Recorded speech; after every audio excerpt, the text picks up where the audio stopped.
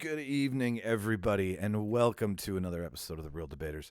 The reason I say good evening is I feel, I can't really tell, but I feel that this show is best consumed in the evening after the end of a long day of work. Maybe that's just me because I have a day job, and then I do this in the evening, so I imagine you guys are doing it too. But I'd be interested for people to tell me.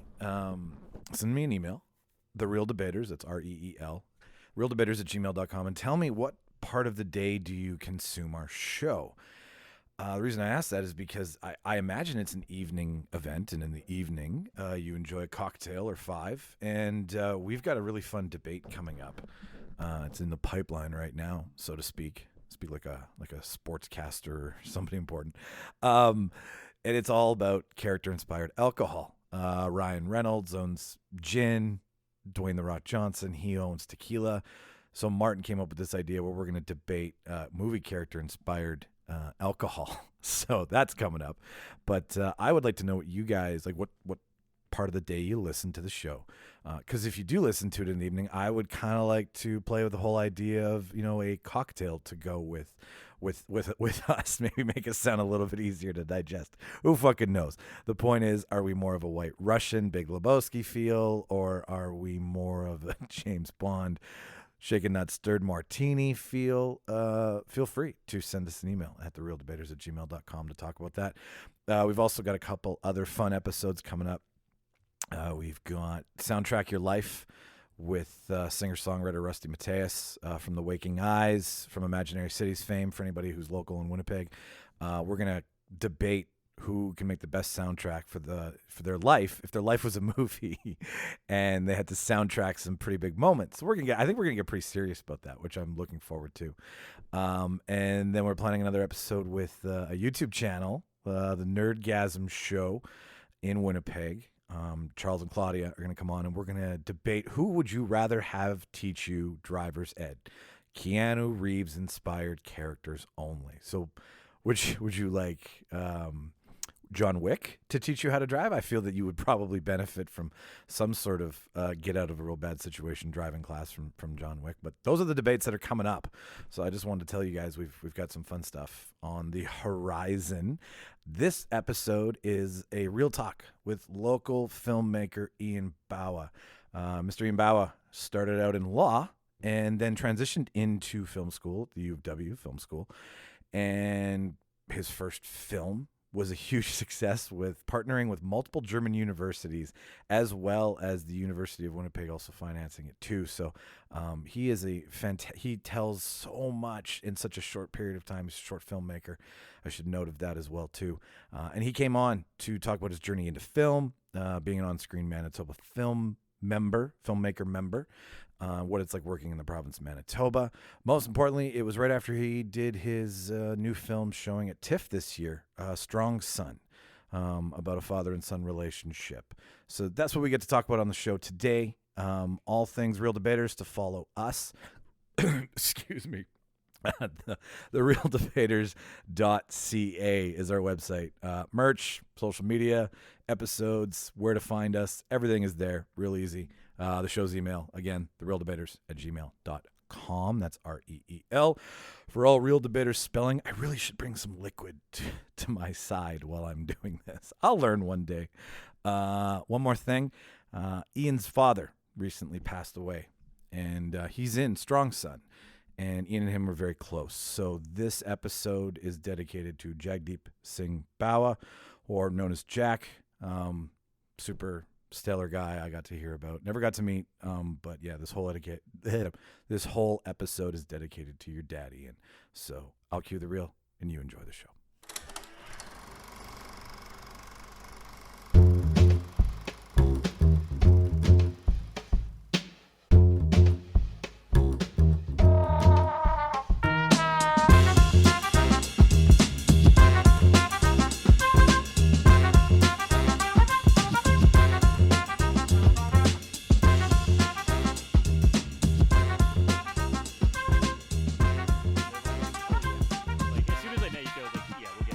Like, good.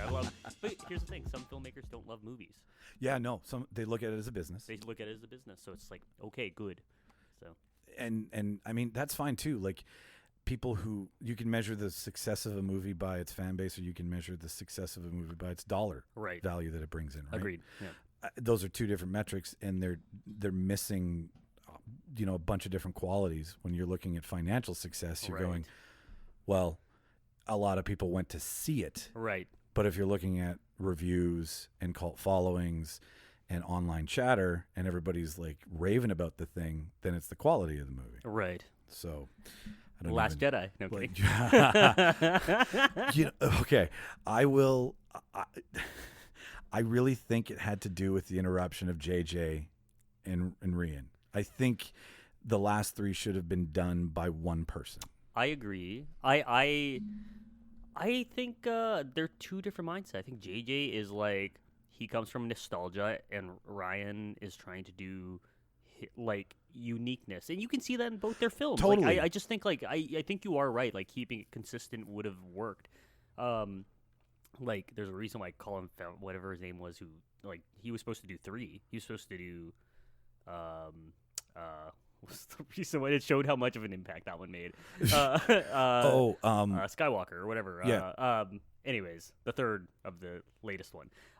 It was supposed to be Colin Trevor. Oh, Rise of Skywalker. Rise of Skywalker. Yeah. Jesus. No, it's okay. Like, it all blended together. Yeah, it was kind of like, I was like, which one is that one? Anyways, he was supposed to be the director. They dropped him. JJ came back.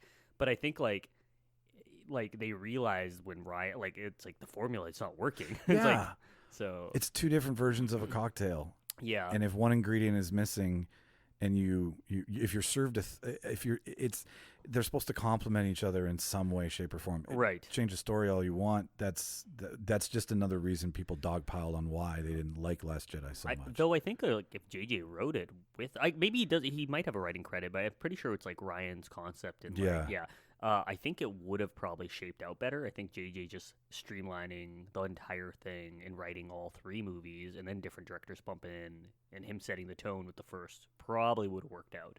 But yeah. Yeah, no, it's going to be argued for infamy, and we can bond over my lightsaber off podcast. Yeah. Fair enough. We tried before, but the batteries in this house don't seem to have enough juice to turn on Obi-Wan Kenobi's lightsaber. Anyways, okay, so we should introduce you, because this is the stuff I'm bad at. But no worries. I didn't know when we were starting. Oh, yeah, we've been starting already. Oh, yeah, cool. That's our thing. When if you hear me talking, that you can safely assume I have started to record. Okay, fair. And I think you can appreciate this as a filmmaker. Some of the best stuff, it's caught when nobody knows. Right. Yeah. Totally. Right. So that's kind of what I try. That's what I try to do as a artistic podcaster. No, that's cool. I'm down. I'm like, as long as I don't say something immature or stupid. That's what the edit button's for, buddy. That's and great. This is a comfortable environment. No, I'm fine. We will. Like, no. are you okay with swearing? Oh yeah, we have an E rating, because it's not for everyone all the time. Oh yeah. You look like you fuck. No. This guy fucks. I walk into a room and I say, I fuck. My foster dog, he ate a cockroach at a patio bar I was at like a couple days ago, and the waitress was there, and I was like, look at him, he's eating a cockroach. My boy fucks. My boy. I started chanting that. And then my friend was like, don't chant that at a bar. That's the worst thing. My boy fucks. Especially when like a dog is 3 feet tall at best, so no one can really see what the hell you're saying. You're just looking at the ground and shouting, my boy fucks. Yeah, that looks like somebody has Tourette's, which is fine. Yeah. Right. Or an infant is doing something inappropriate. Yes. Not a puppy eating a cockroach. Yeah.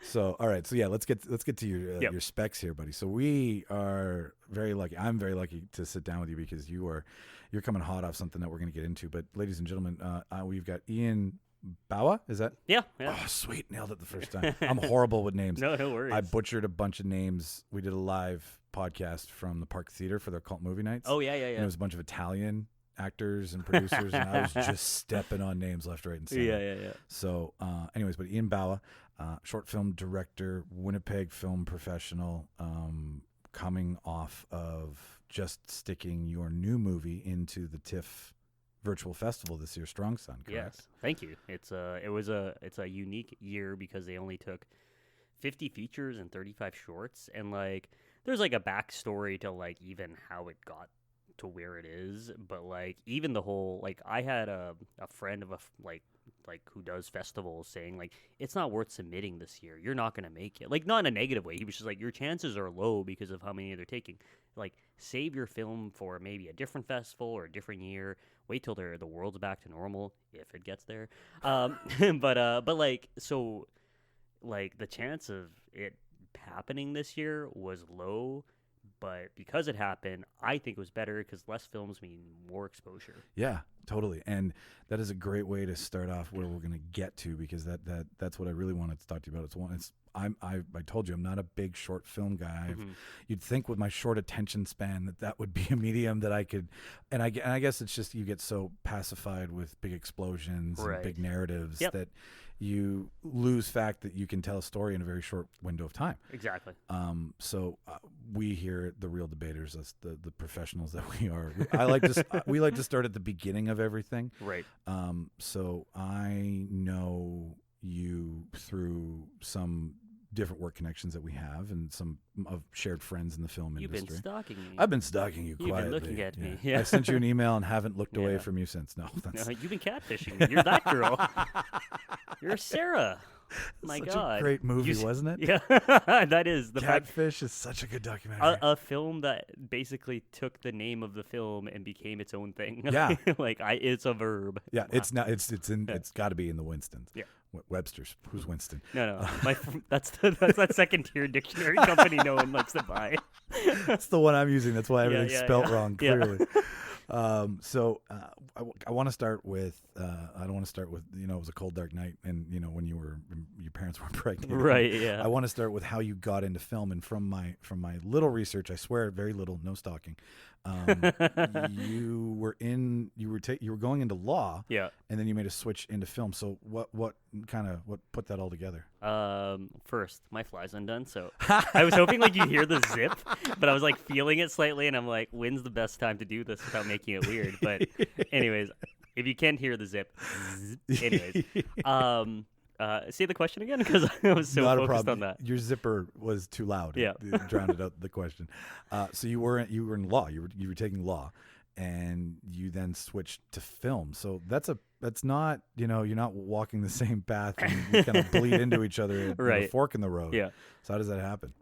It happened for me in the fact that I was studying criminal justice and politics at the University of Winnipeg, and by my third year, my mom passed away, and it was very sudden. She got breast cancer, and all of a sudden I was like, okay, what do I have to do now? And I actually was like, I have to complete this journey. I have to go to law school. And so I went full hard into school, and I started I didn't work. I just was I'm a full-time student. I didn't really see friends, didn't see girlfriend. Eventually I graduated criminal justice politics, and then it was this choice that I had the scholarship to go to law school. And that's when I was getting panic attacks, being like, oh my God, sitting at a desk and doing this. And before I've always loved movies. That was my common if I was at a party, could not talk to anyone, I'd start talking about movies. I'd be like, hey, did anyone see this in theaters right now? And usually someone would cling on to it and I'd be like, yeah, you're my people. Totally. I find my tribe that way. And so I've always had this interest. I always wanted to be an actor. My parents were very much against me going and being an actor or going into the arts. They said they wouldn't pay for my schooling. So at this point, I had some scholarship money, or it was basically a bursary essentially, and to go to law school. And I took that money. I was able to use it to fund my first year of film. Nice. And then I just worked while in school and finished my degree in film. And after film of graduating, I couldn't find a job in film. I actually worked in radio for 3-4 years, producing in radio, being on air. And then eventually, by working this job on radio, a producer found me on a golf course when I was doing a live event one day.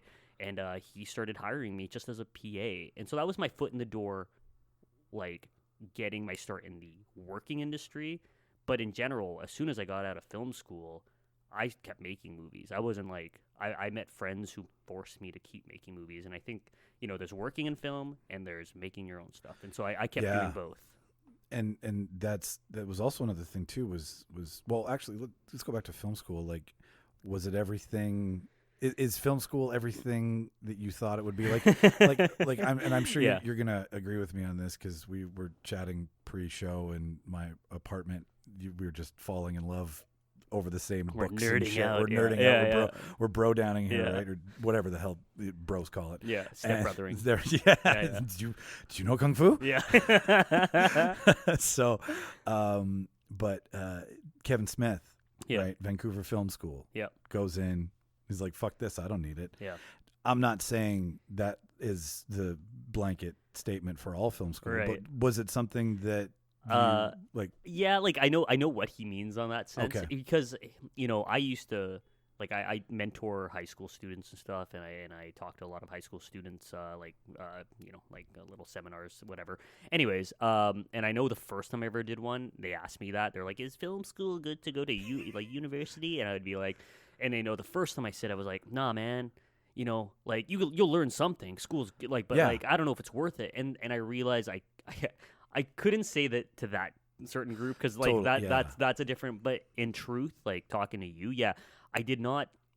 I actually at the UW sent me an email last night being like, we're gonna put you in our newsletter. Do you want to write a quote? And my quote was like just about my experience at UW, and it basically is the idea that I didn't really learn, but I was finally meeting people, being around by people that like to talk about movies. And that gave me a sense of like, whoa, wow. And for me, I'm such an extrovert. Meeting and talking about films gives me such a high to create. And also the competition aspect of school. Like there's things I learned. I didn't learn anything about making movies. I feel like I just kind of figured that stuff out on my own. But I met people that had similar interests and wanted to do the same shit I wanted to do. And that's what I think school does more than anything, and at least for me it did, was just socializing and just finding your tribe. And I think that's important. Yeah, I never did post-secondary, and I'm envious of those creative environments in that regard, right? Like I'm part of a podcast community that's super great to be a part of. Like there's I mean, you learn podcasting at some of the courses here at some of the colleges and whatnot. It's part of the curriculum, but you don't really marry to it. Right. It's just, you got to do this to tick a box kind of thing. And then if you want to carry on, I'm sure you do that after. But so I feel like a little bit of a nomad until this community I found and was like, great, there's other people. And I understand that when we're all together writing ideas for this show, or when you're around people who share the same hobbies, you do get that high. Yeah. Right. And you're like, oh, okay.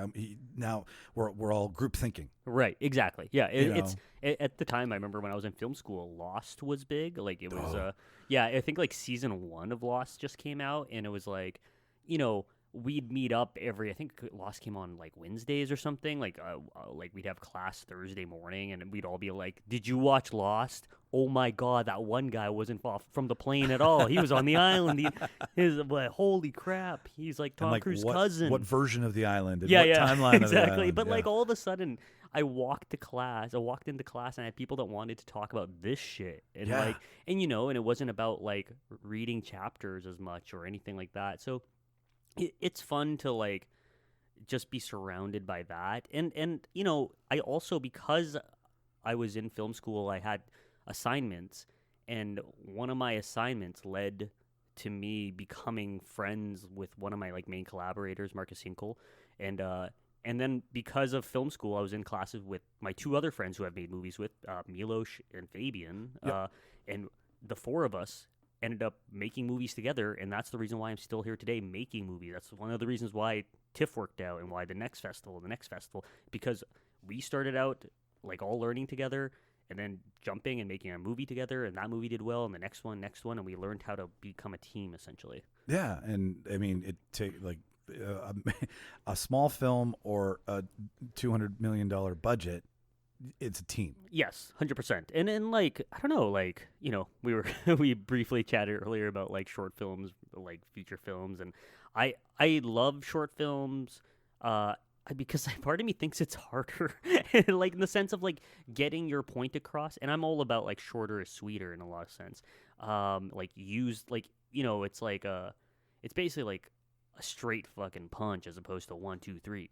And there's something you gotta fucking figure it out in the shortest amount of time and not waste people's time. Where like you're allowed to let things drag on a bit more and like build the world within a feature film. I think short films is just like you gotta fucking figure it out in the next 30 seconds, like as soon as you hit the ground. You know? It's quick. It's quick to obtain the attention, and then an even smaller window to keep it. Exactly. So like, I don't know. I've always been drawn to short films, and it's when you start out too, it's easier. Like I produced my first feature last year, and that did well, and like, but you know, even that one is just like I'm like watch it sometimes. It's only like 80 minutes. I'm like, it's long. A little long. Like, longer than I normally do. Yeah. I was like, oh man, it was like interesting, but 76 minutes longer than I normally make. Yeah. Yeah, exactly. I know. So your first, well, actually, before we get in your first film, you get out of film school. Did you said you really couldn't get a job yet, right? Because it's not. I'm sure when you get to a certain point, you can gig accordingly and work and continue, but you got to work to get into it. Where like a normal day job, just show up and there's work waiting. It's different worlds at that time too. Like the industry in this province, in this country, isn't what it is now. Especially this city, where like now. You know, we are known as a service city, so a lot of Hollywood movies want to come here and use us to just kind of get it done because we have great tax credits. So yeah. So like, and also I didn't know like at the time there was maybe like one movie every 3 months or something like that. So like to get on set was hard unless you were on the list. But like, I don't know. I tried to ask around how to do it. It didn't seem like it was just like who you knew. And when I started out, the first job I got was like a PA on a show called Geekopolis. It was like a small web show, and it was basically about geeky things around Manitoba. And it was awesome because it wasn't like a union Hollywood show. It was just a small little thing, and I was the PA, and I did like everything. But it was awesome in the fact of like, wow, this is just a small like a 4-person crew where we just go get it done. And I come from that, and because of like I was already making my own films.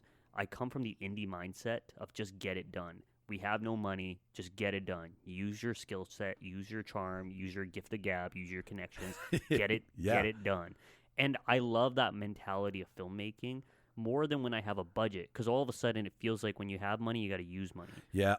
You got to spend it. You got to spend it. And then when they say you're not spending it, then you're going to get ridiculed on screen. Exactly. And then when you spend too much to make it look good, they're going to be like, why are you spending too much? Exactly. So like, and I think it's also more impressive when it's like, this movie looks like whatever, 50 million, but it was spent with 10 grand. You know, those are the stories we want to hear more. And I think there's an aspect of like zero budget filmmaking, which I effing love. And short film kind of starts in that world. Just recently, as of yesterday morning, the 48. Did you hear about that? I did. That sounds like, and correct me if I'm wrong on this, because I was a brief exchange in the car on CJOB, but Ben and Guy were on, Guy Madden, and I don't know, Ben, what's his last name? Ben Williams. Ben Williams, okay.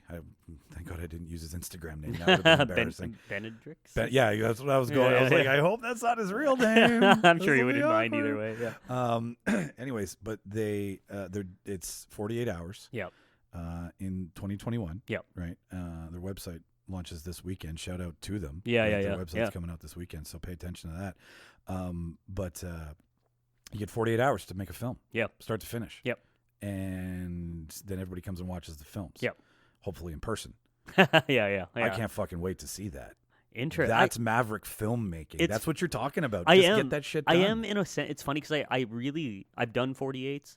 I really like the concepts. I don't think I want to do them anymore, but it's funny because, like, I don't know. It depends on the rules and the structure and how it's done. But, like, I've done them enough now, too, where I'm like, I don't need to do it. But actually, the idea is, like, yeah, you actually are forced to get it made, like, in 2 days. And, like, it is really hard. The times I have done it, it's been kind of like, you know, like in the scene in, like, any, like, a heist movie, you set you're like, we can get... What's my team? And you're like, asking people to join, and that's what 48 is pretty much at first. Like the first like initial like you kind of come into it with an idea usually, but like then you're forming your team because you're like to get it all done in that amount of time, and like especially if you're going really complicated. Unfortunately, every time I've done one, it's super complicated. I can't. Of course it is. If it's it can, like it will be. flashbacks, cutaway, multiple cast, like steady long takes. Yeah, we've done those, Yeah. and like anything ridiculously hard. But I love challenges. Like, but for me, it's like I love logistics. When you tell me like, how do we get a guy to jump from 6 roofs and then land on like an air mattress?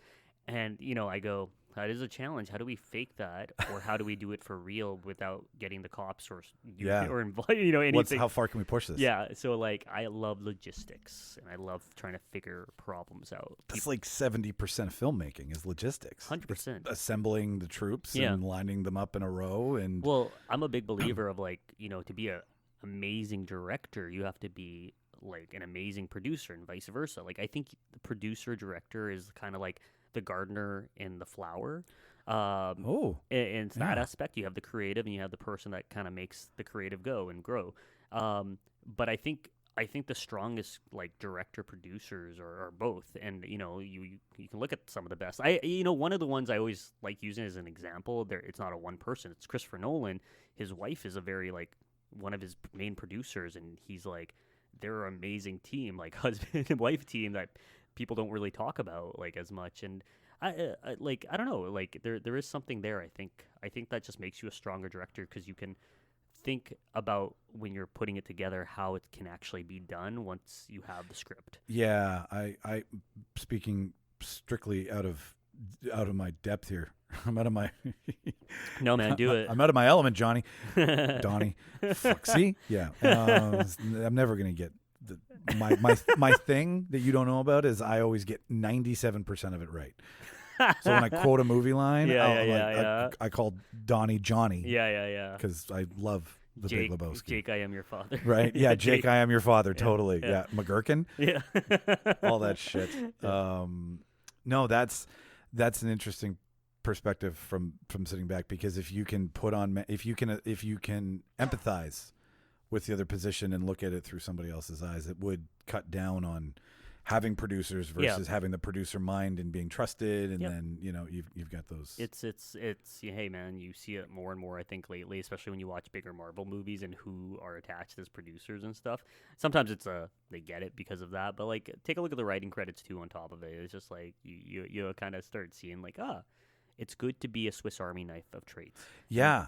And definitely, and the people that I've talked to say the same thing. Like if you can work on a set, if you can wear multiple hats, if you can be accountable, if you can show the fuck up and do what you say you're going to do, like that's the essence of being on a film crew. Yep, it's 100%. Like I don't know. Like again, this is one of those things I teach a lot when I'm teaching people that are emerging.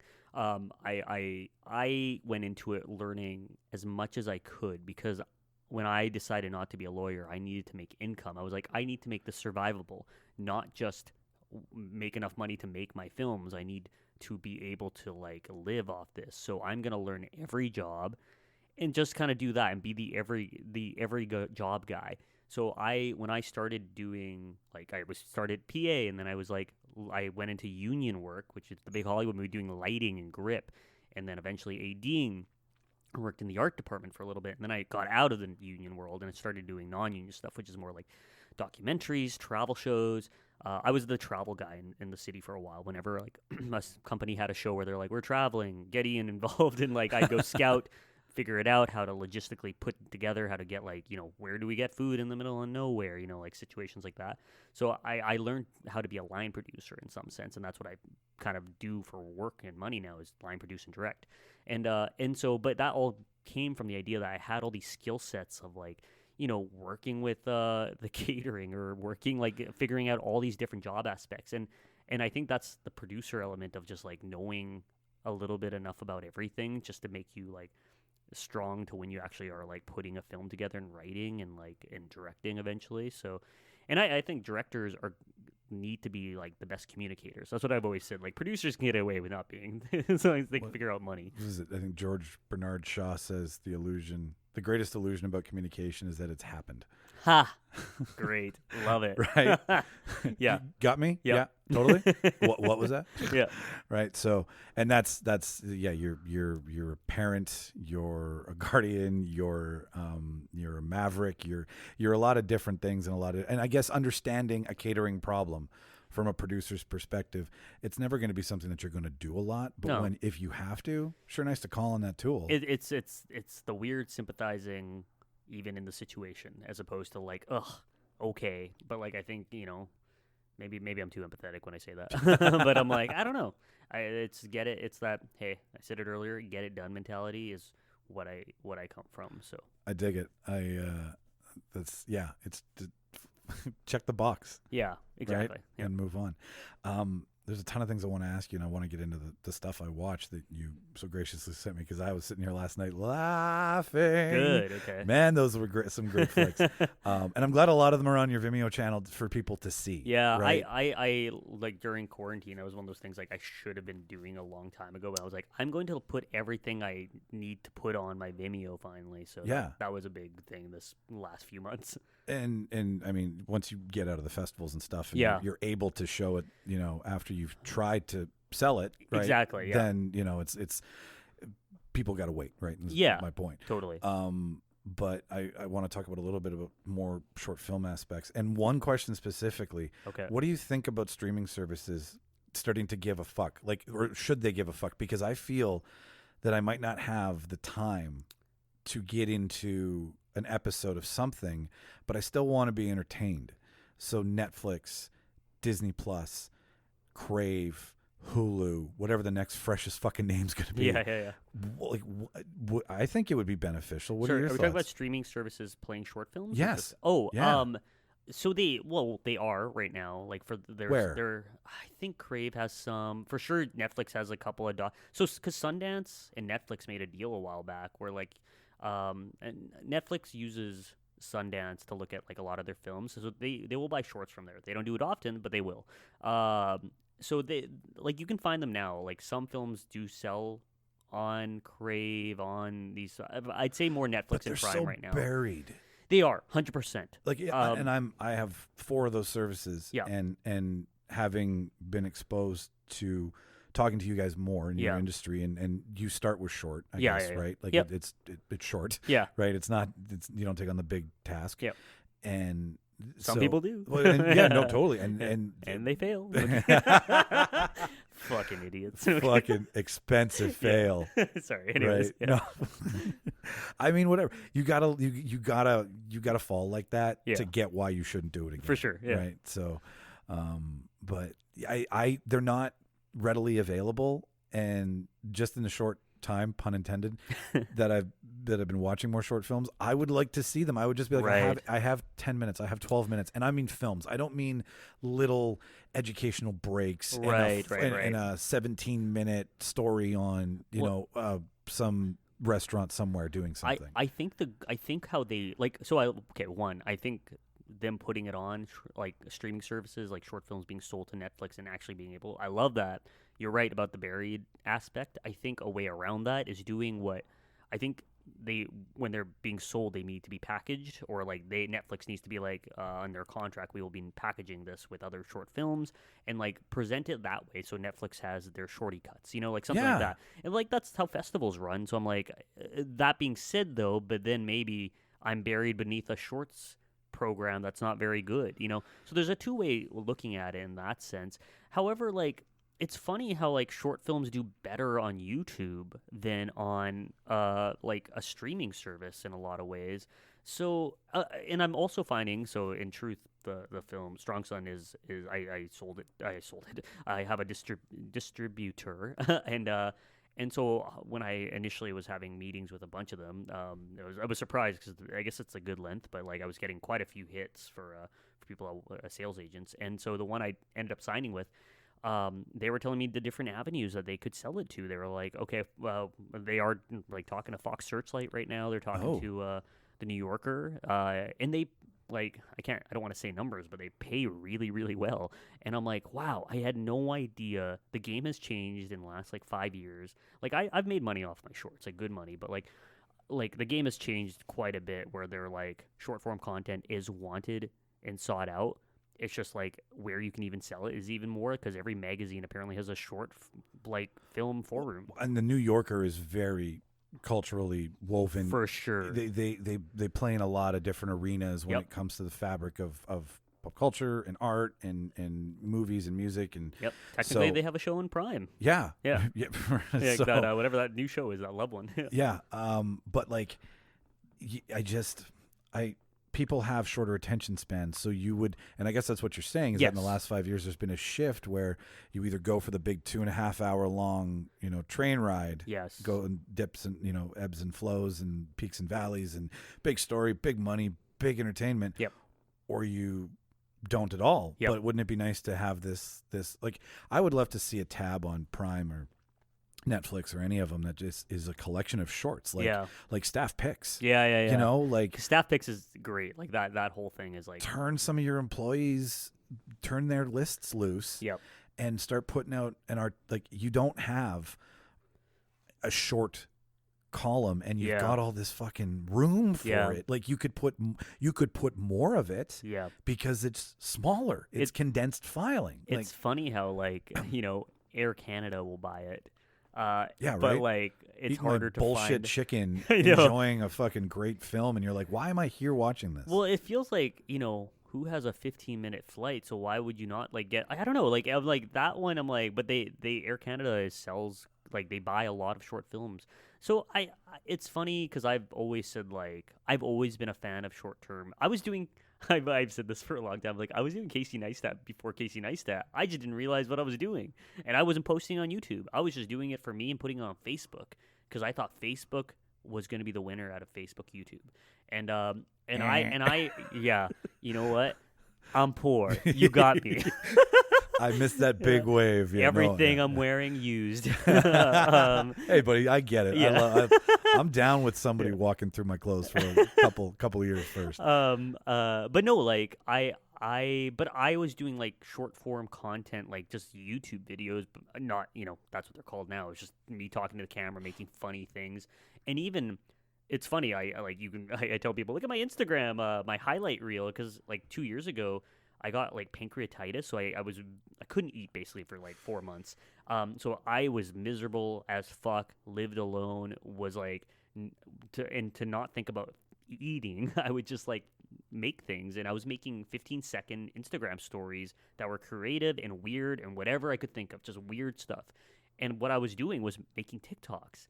And like it's fucking weird because I reposted them on TikTok, but like because like I didn't really understand what TikTok was when I got it. I was like, oh, I was making these like 3 years ago, and I'm like, I was talking before I was ticking. Yeah, exactly. Like, I gotta use that. But like there's something about short-term content that really picked up. I think I love the idea of like 15-second movies. Like, I love the idea of TikTok and filmmakers playing around with that concept, because in my head, and even when I was making my like Insta story TikToks, whatever you want to call them, they're on my highlight reels if people ever get bored. But I took them as their 3-act plays or 3-act structures. 5-second act 1, 5-second act 2, 5-second act 3. You got to be out at that 15-second mark. It gave me something to do, and it's a challenge in 15 seconds. Yeah, that's what short films are. It's the Twitter of the movie world. 140 characters. Can you be funny, right? Exactly. 280 now. And like, and there's rules, like there's unspoken rules with short films, whether they're like people say like 10 minutes is the best time, though I've seen amazing ones that are 20 minutes, and some people say 5 minutes is the best time, but like festivals, people are like, about 10 minutes is like the going rate, Yeah, because then they've got structure around how they can do the show and how many they can put into a panel. And it's a you don't want a 40-minute short film tucked in with 2 other shorts where you can like 2 other 10-minute clips. Yeah, exactly. It was like, which one were the other ones? I don't want to stick around for these other 2. I'm done. My attention's spent. Yeah. What is harder, getting started or finishing something? Not movies, not sex. No. Both. No. No, film. Is it harder to find yourself getting motivated and to like kick it into gear and start doing it? Because movies is tactile, right? You've got to book the gear, you've got to get the people. Like it's right. You can't bullshit your way. You got to assemble the army. Right. You got to get the circus going, locations, scouts, budget, like lots and lots of things. From my sideline view, I can't even imagine being in the circus. Right. And I mean, short film, you can still have 30 to 50 people. For sure. Yeah. You can for a short film if you really want to get crazy about it. I'm thinking like, it's funny. I think starting is the hardest, but I'm saying starting in the idea that writing. Okay. Writing has been the challenge, like the biggest challenge for me, because I feed so much of my energy off people. I'm such an extrovert. When I sit alone for too long, I start getting, oh my God, I'm going to like, my heart starts going too fast, and I need to like. Oh, I get around. it, buddy. I get it. Yeah. So like, so sitting down and forcing it out. But though, as soon as when I get like that 5 minutes of just like creative bursts, it starts working. And I've been, I think 4 hours is the right amount to spend writing. Or anything more than that is just like you start burning yourself. You're doing anything creative. I think 4 hours. Spin chunks. A little bit. Yeah, you can't formulate. Yeah, exactly. I've sat here for hours at a time doing this. Yeah. Right. And not that this and that are the same thing. Yeah. But it's a thing where if you flow and spiral too much, then you just lose your point of focus. For sure. So like I think starting is harder than finishing, though. It just depends on the day. Like the arts, not just film, the arts is bipolar. Like there are days you are like, I am champion. I can do anything. Fuck you, God. And then there's, I was gonna say dad, but I was like, is that too on point? Okay, you answered one question. Yeah. But there's other days where you're just like lowest of lows, and you're like, I will go become a sewer person and like live amongst my people now, and like and so that is how I define film always, or the arts. It's just like and the days I'm low, I need my army, my like friends, my 1,000 true fans or 100 true friends to like give me a boost. I think social media is evil, but I also think it can really fucking bring you out of the gutter when it needs to. So it can put you there, and it can take you out. So there's always that sweet spot, right? Moderation, exactly. moderation and moderation. Exactly. I said that about dating apps, man. I'm just like, there's highs and lows. I love being validated by a pretty girl, but at the same time, I fucking hate dealing with the bots. Right? And then when, pre-partner, pre-Shauna, like you'd get sucked in by a bot. Yeah. And like, I'd get excited. I'm like, somebody's not into me. Somebody is just testing, somebody's Westworlding me. Is what they're doing. Totally. They're sucking my data. Like, and damn you, Evan Rachel Wood. Yeah. Fuck. Yeah. I got Anthony Hopkins. I was always like, I'm one of those people like, I still have the dating apps, but I'll look at it and I'll look at this person. I'm like, they're beautiful. They're the one. And I'll be like, I hope I match. And then there's like a delay of silence as like I swipe and like, nothing happens. And I go, fuck, I'm alone forever. But like every once. That's too much. That's too much big and small, man. I know, like, man. But I want validation, baby. No, we all do. We all, at the end of the day, we want everybody to stamp it and say, good job. Here's your star. No, like, it's rub my back. Rub my back. Tell me I'm great. Love me. More. Give me more metaphors. Touch my inner thigh. Lick my ear. Stroke my neck. Yeah. Bet you thought I was going somewhere else. No, I was like. Okay, another quick Ianite here for this. Is it harder? No, sorry, we've already asked that one. It's hard all the time. It's hard all the time. Sorry, I don't know. What's the appropriate? That's the appropriate. You said you're chill. Yeah. No, this show. You're perfectly in the wheelhouse of the podcast. My pants are off. Speaking of pants off, let's take a break for a second. Have you seen the new Hugh Jackman video that he did for R.M. Williams shoes? Oh, someone posted it, and I didn't read, but I saw something Hugh Jackson relation was coming. Yeah, Like, I don't know what's happening. He was just naked in an ad. Wow. And he's talking about how he'll never wear anything else but R.M. Williams shoes. Fuck. But he's completely naked. Holy you don't fuck. see anything, but Right. like he's like, no, this is the best thing ever. And then he starts like wiggling around in his chair and rubbing his butt. Whoa. It's an amazing commercial. That's hilarious because I rewatched Logan recently, and I was like Googling like how old is he, and I was like, that guy fucking looks insane. Like, that guy takes care of himself. That guy does not get high. no, he doesn't. He doesn't need to. He's validated. But that's what Hollywood trainers get you. That's true. Like if I won the lottery, yeah, the first thing I would do is call Hollywood and be like, give me your best personal trainer. I agree. And your best chef. Isn't that funny? Because I have that theory too sometimes where I'm like I would get a trainer and do this if I had X amount, but I'm like doing the exact same thing. I'm financially fine. I could easily do all these things. I just choose not to. Which like I just like no establishment. Yeah. It's just funny. Like I always do the lottery game as well.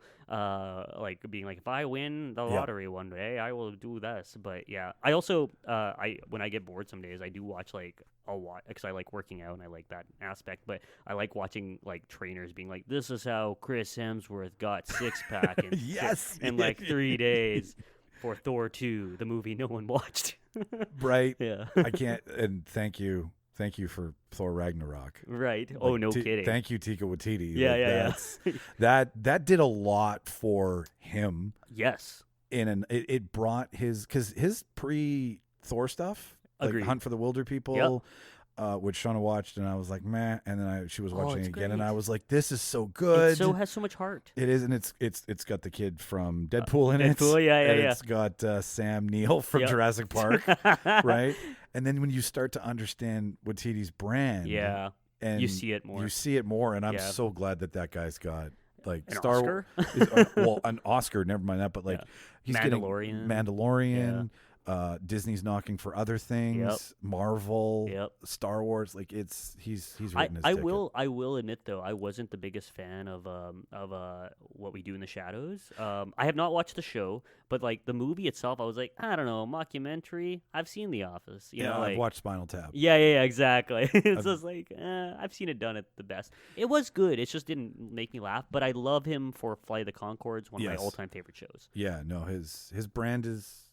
There's nobody else doing it. It is. It's dry comedy. It's like if Flight the Conchord, I've always said like I don't laugh out loud till like the next day because it's just like so dry that it's funny. And I think there's that, but he's also very quick at the same time. He has some Edgar Wright in him. Yeah, yeah, it is. It's quick. It's a little cutting. That's a better word. But it's not as dry as like Wes Anderson, right? Like agreed. you don't that's have that's dry. Which is why he can play in the Thor Ragnarok universe, right?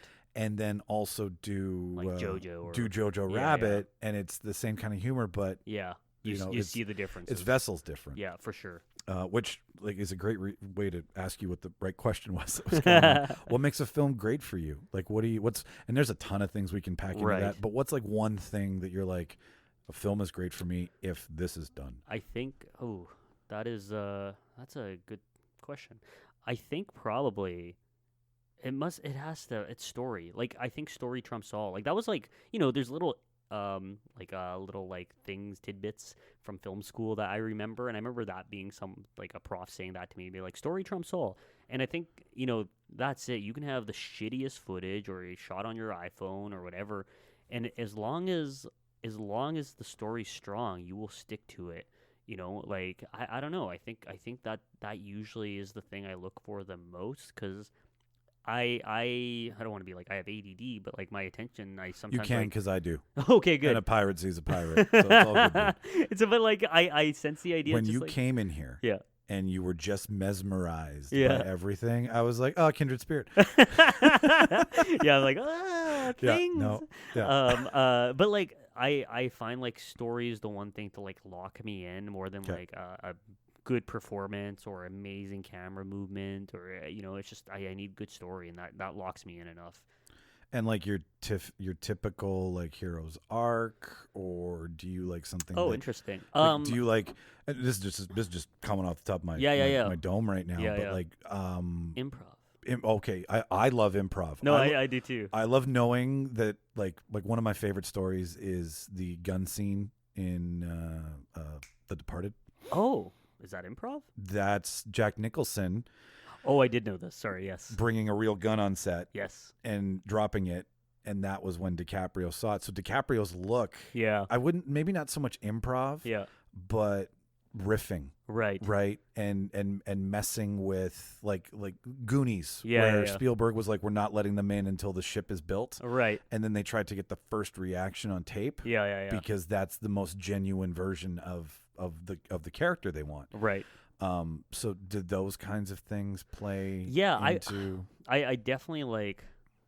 Ooh. Yep, told you. Yeah. Yeah, I was like, oh, there's Buffalo. Cat might take away. They usually come out right around this time, cool. which I don't know what this I don't time mind. is. I thought it was like, oh, is she going to drag my headset away? No, she'll be dragging your hand to touch her. Oh, nice. So feel free to smack it. No, don't smack it. You know what I mean? Just push it out of the way. The PETA people are going to get angry at me. No, I think, I don't know, to actually define it, I'm like, what locks me in usually? Probably then, that's when we lead to like, I'll draw myself two characters. Yeah, for sure. Yeah. For sure. I'm again, an extrovert, and just I look for emotional ties. And so, yeah, I'm very character-based in that sense versus like, you know, an experimental that has some sort of storyline. If there's no character, I have a hard time justifying it. I love narrative, and I love a good character that I can at least... I think actually characters that I emotionally either want to be or just or relate to, like which is pretty basic, but yes, I think those are my two. Do you like the macabre? Do you like the dark in a character? Do you? Oh, interesting. I like the bumbling idiot who they have a sense of self, but they're just dealt a bad hand, and they're like, what's a good one off the top of my head? Like whenever I think of these questions, I never. Yeah. I don't care about my answer. I care about like, yours. Are you talking about like? But you're talking like maybe like a Han Solo? Is that like a guy that's no? He's not dealt a bad hand. He's too cool. Nah, that boy fucks. That boy fucks. Man, I want you to meet my buddy Martin. You guys are fucking like this is Martin. Come home. Wait. Does Martin fuck? No, okay. Martin fucks. Yeah. Martin's a fucker. But like, okay, Kiss Kiss Bang Bang. Robert Downey Jr. Yes, great movie. That character, right? The one who's like bumbling but still gets it done. Yeah. And I guess like we had a conversation a couple of weeks ago with Mark, one of the guys in the show. His partner. He fucks. Yeah. He fucks. We all fuck. Yeah. We're fuckers.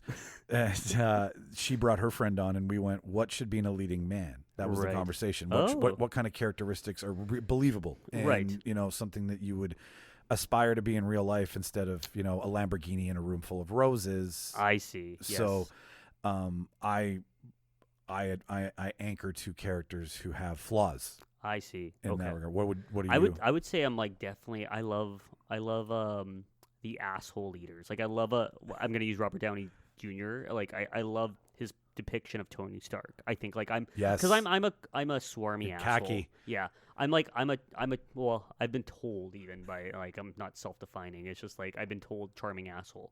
Because I can get shit done but still have people smile at the end of the day, you know? Yeah. And I love characters like that who are quick talkers, who can just Jarvis, get give me a beat to beat my buddy's ass. Yeah. Like shit like that like is so fucking good, like, you know.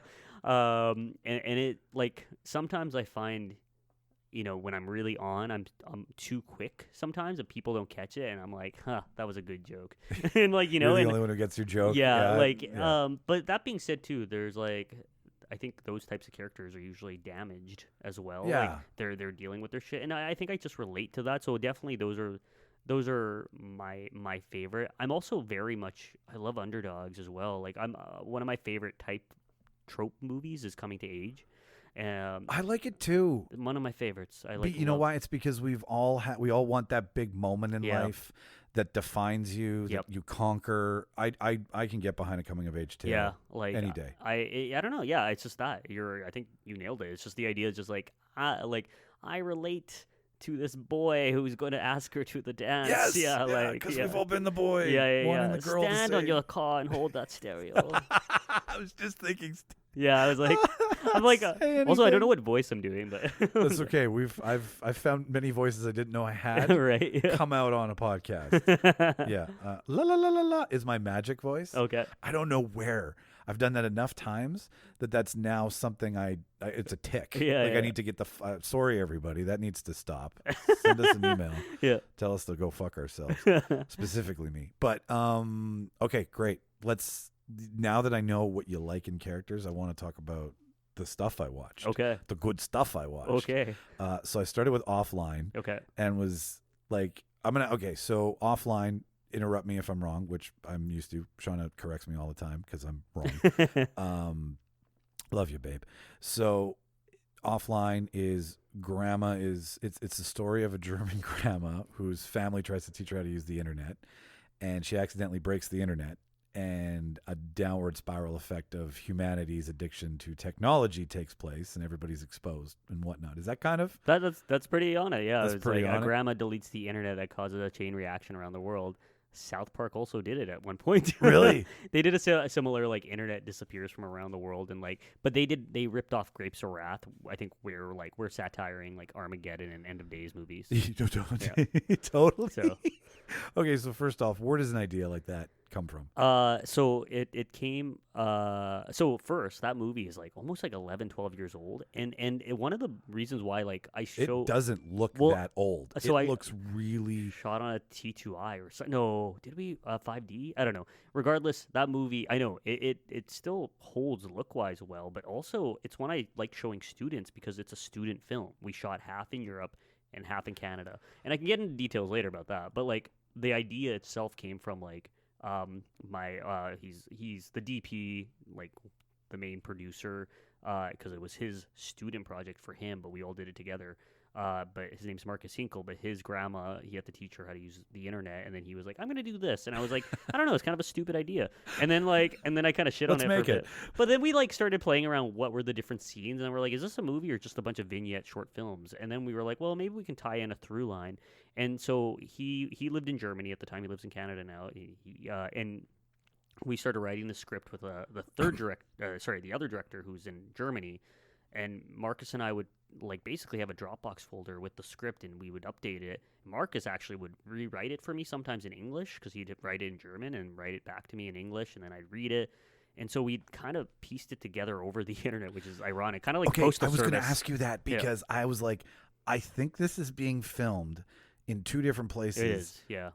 But like I thought that's what was happening, but it was such a brief moment, right? That I was like, I have to ask him, like, yeah, because you can't tell otherwise. No, so the movie, like with Marcus's school in Germany, they gave him about $3,000. Yeah, dollars. It was in euros or whatever, but it was converted to like about 3,000 Canadian. So so the deal was, we were like, Marcus was like, I will shoot half the film in Europe. I will shoot the other half in Canada because Ian's there, and like I want him directing and I wanted him producing it. So he basically used the money to fly back and forth, and then we had like a little bit of money for the actual film. So the film is like no money. I'd say like if anything, the thing that doesn't hold up in the movie is the acting. But I think personally, but maybe that's me being too critical of my own stuff. But like overall, like it still fucking works for some reason. And yeah, like so Marcus came for 2 weeks or so, and we shot for like 4 or 5 days. Then he left, went and shot in Germany for like 4 or 5 days, and we did a bunch of pickup shots. I did some in Winnipeg, he did some in Germany. He would send me the footage of German stuff. That's really cool. And we'd go back and forth, and then he'd send me the CGI stuff, and yeah, so that we just basically pieced this together across the ocean. And honestly, like it was one of like that movie has made a crap ton of money because Europe festivals pay really well. A good thing to tell a lot of people. A lot of people don't know that because they pay screening fees, and they also give you huge award money. And we won a bunch of stuff. So that movie paid so much more than the budget. Let's put it that way. And that's what you want. That's what you want. But like honestly, it was just did well. Like it was a student film too that did really well. So it doesn't track like a student film, man. Like I was really because that's the one you made in part with University of Winnipeg, right? Yep. Okay. I like when you hear student film. Yeah, I know. It's like student haircut. Yeah, right? Totally. It's like cringeworthy bad. Yeah. Yeah, like bad angles, bad lighting, shaky camera work, like all of the things that you expect from a student. But like that, there's something coming out of University of Winnipeg that's like doing something really well. Because I was like, I could watch another 10, 12 minutes of this. Like yeah. You know, and I mean, it was precise in the way. Like I took notes. Oh, nice.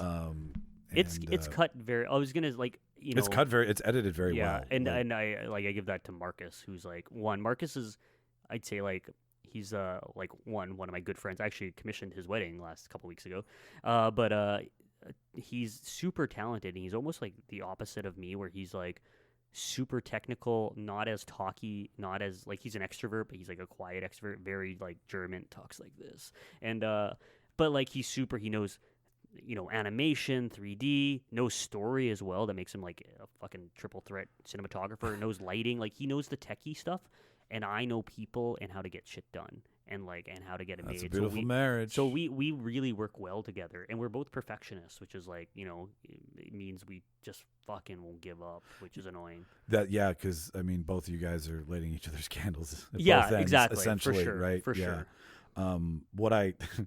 You're like 11 years early on what your whole story is about too. Like the jokes that you're playing with the addiction to Facebook and technology and the breaking of the internet, the couple fucking and then getting up and going, I need to check my Facebook. Yeah. That's not a Black Mirror episode anymore. Yeah. That's somewhere that just happened. That's funny. Yeah, you're right. I didn't even think of that, but you're right. We are like, because the addiction to the internet probably isn't what it is now. Like, and especially to our phones and all that. Like Instagram wasn't around. We would have had Instagram jokes if Instagram was around. It was only Facebook at that time. 11 years ago. Yeah, it was 2010 we shot it. 2011 it came out or something like that. Or maybe like 2011 we shot it. 2012. It's something like in the range. But Instagram was not around for sure. If it was not being used as it is now. Like Facebook making its, global debut. Yeah.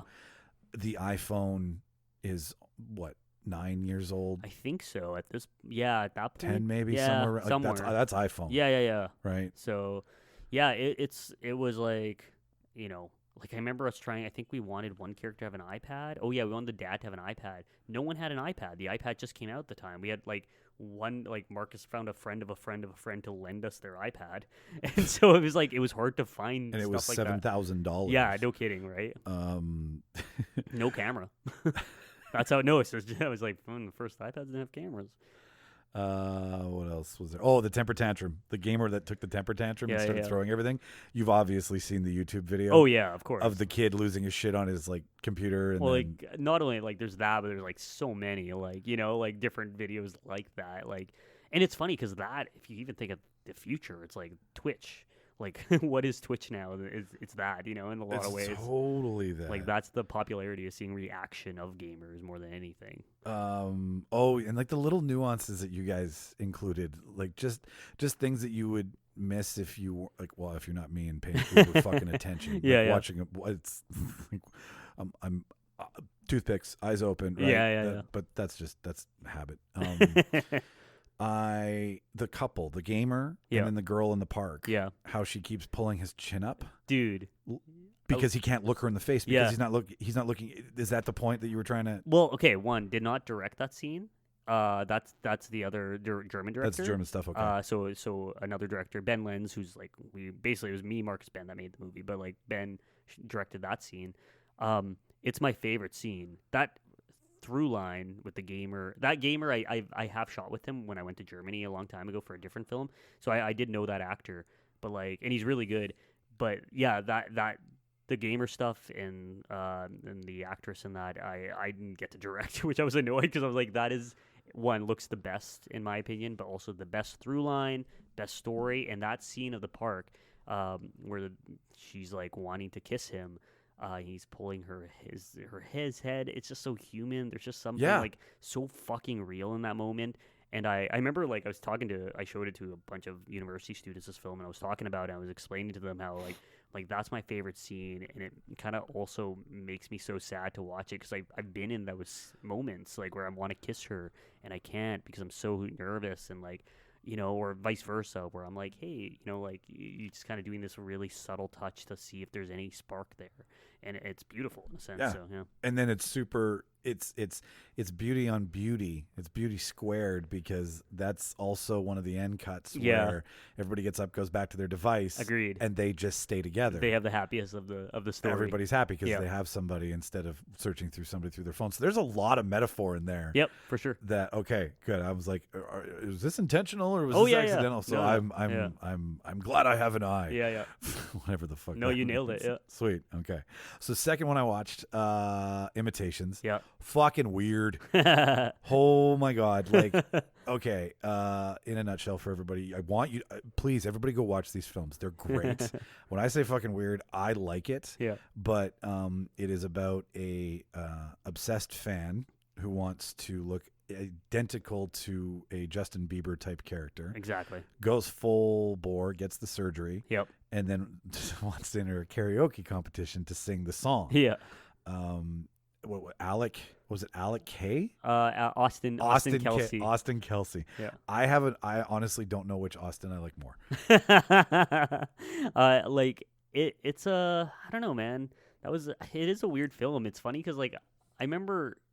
It's great. When I say no, weird, no. I'm not. No. I'm just like, it's funny because like it's one of those ones like I don't find it as weird as we did another movie, and not this movie. Okay, so Imitation was made with Marcus Milos, Baby, and myself, and like we made another movie before, like 2 films before Imitations, called Under Neon Lights. That movie's fucking weird. That was almost too weird. But it's one of my favorites, and fucking 20-year-olds love that movie. I did not do well at festivals. It was like, but it did help us in a lot of ways to get to where we are now. But that film was fucking weird. So Imitations for me was like, yeah, it has like a weird twist at the end. But I don't think it's fully weird. But I found out because that film premiered at TIFF as well, and then it played a bunch of different festivals. That film we found out through the TIFF programmers. All the big festivals have like a Facebook group they're all part of, and so they share movies with each other.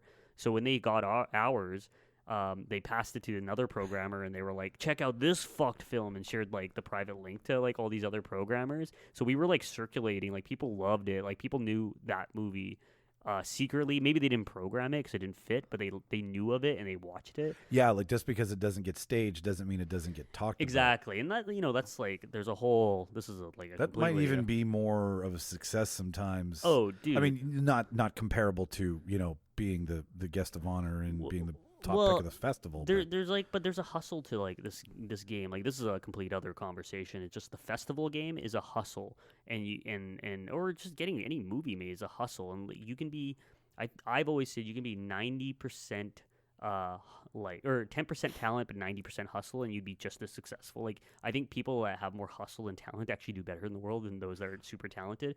And so I think that happening for us, like people talking about us, opened other doors. Maybe like not even me realizing. I think possibly that could be one of the reasons why I got TIFF this year. Who knows? Like people remember a name and they go, "Oh, that guy. He made that weird fucked movie."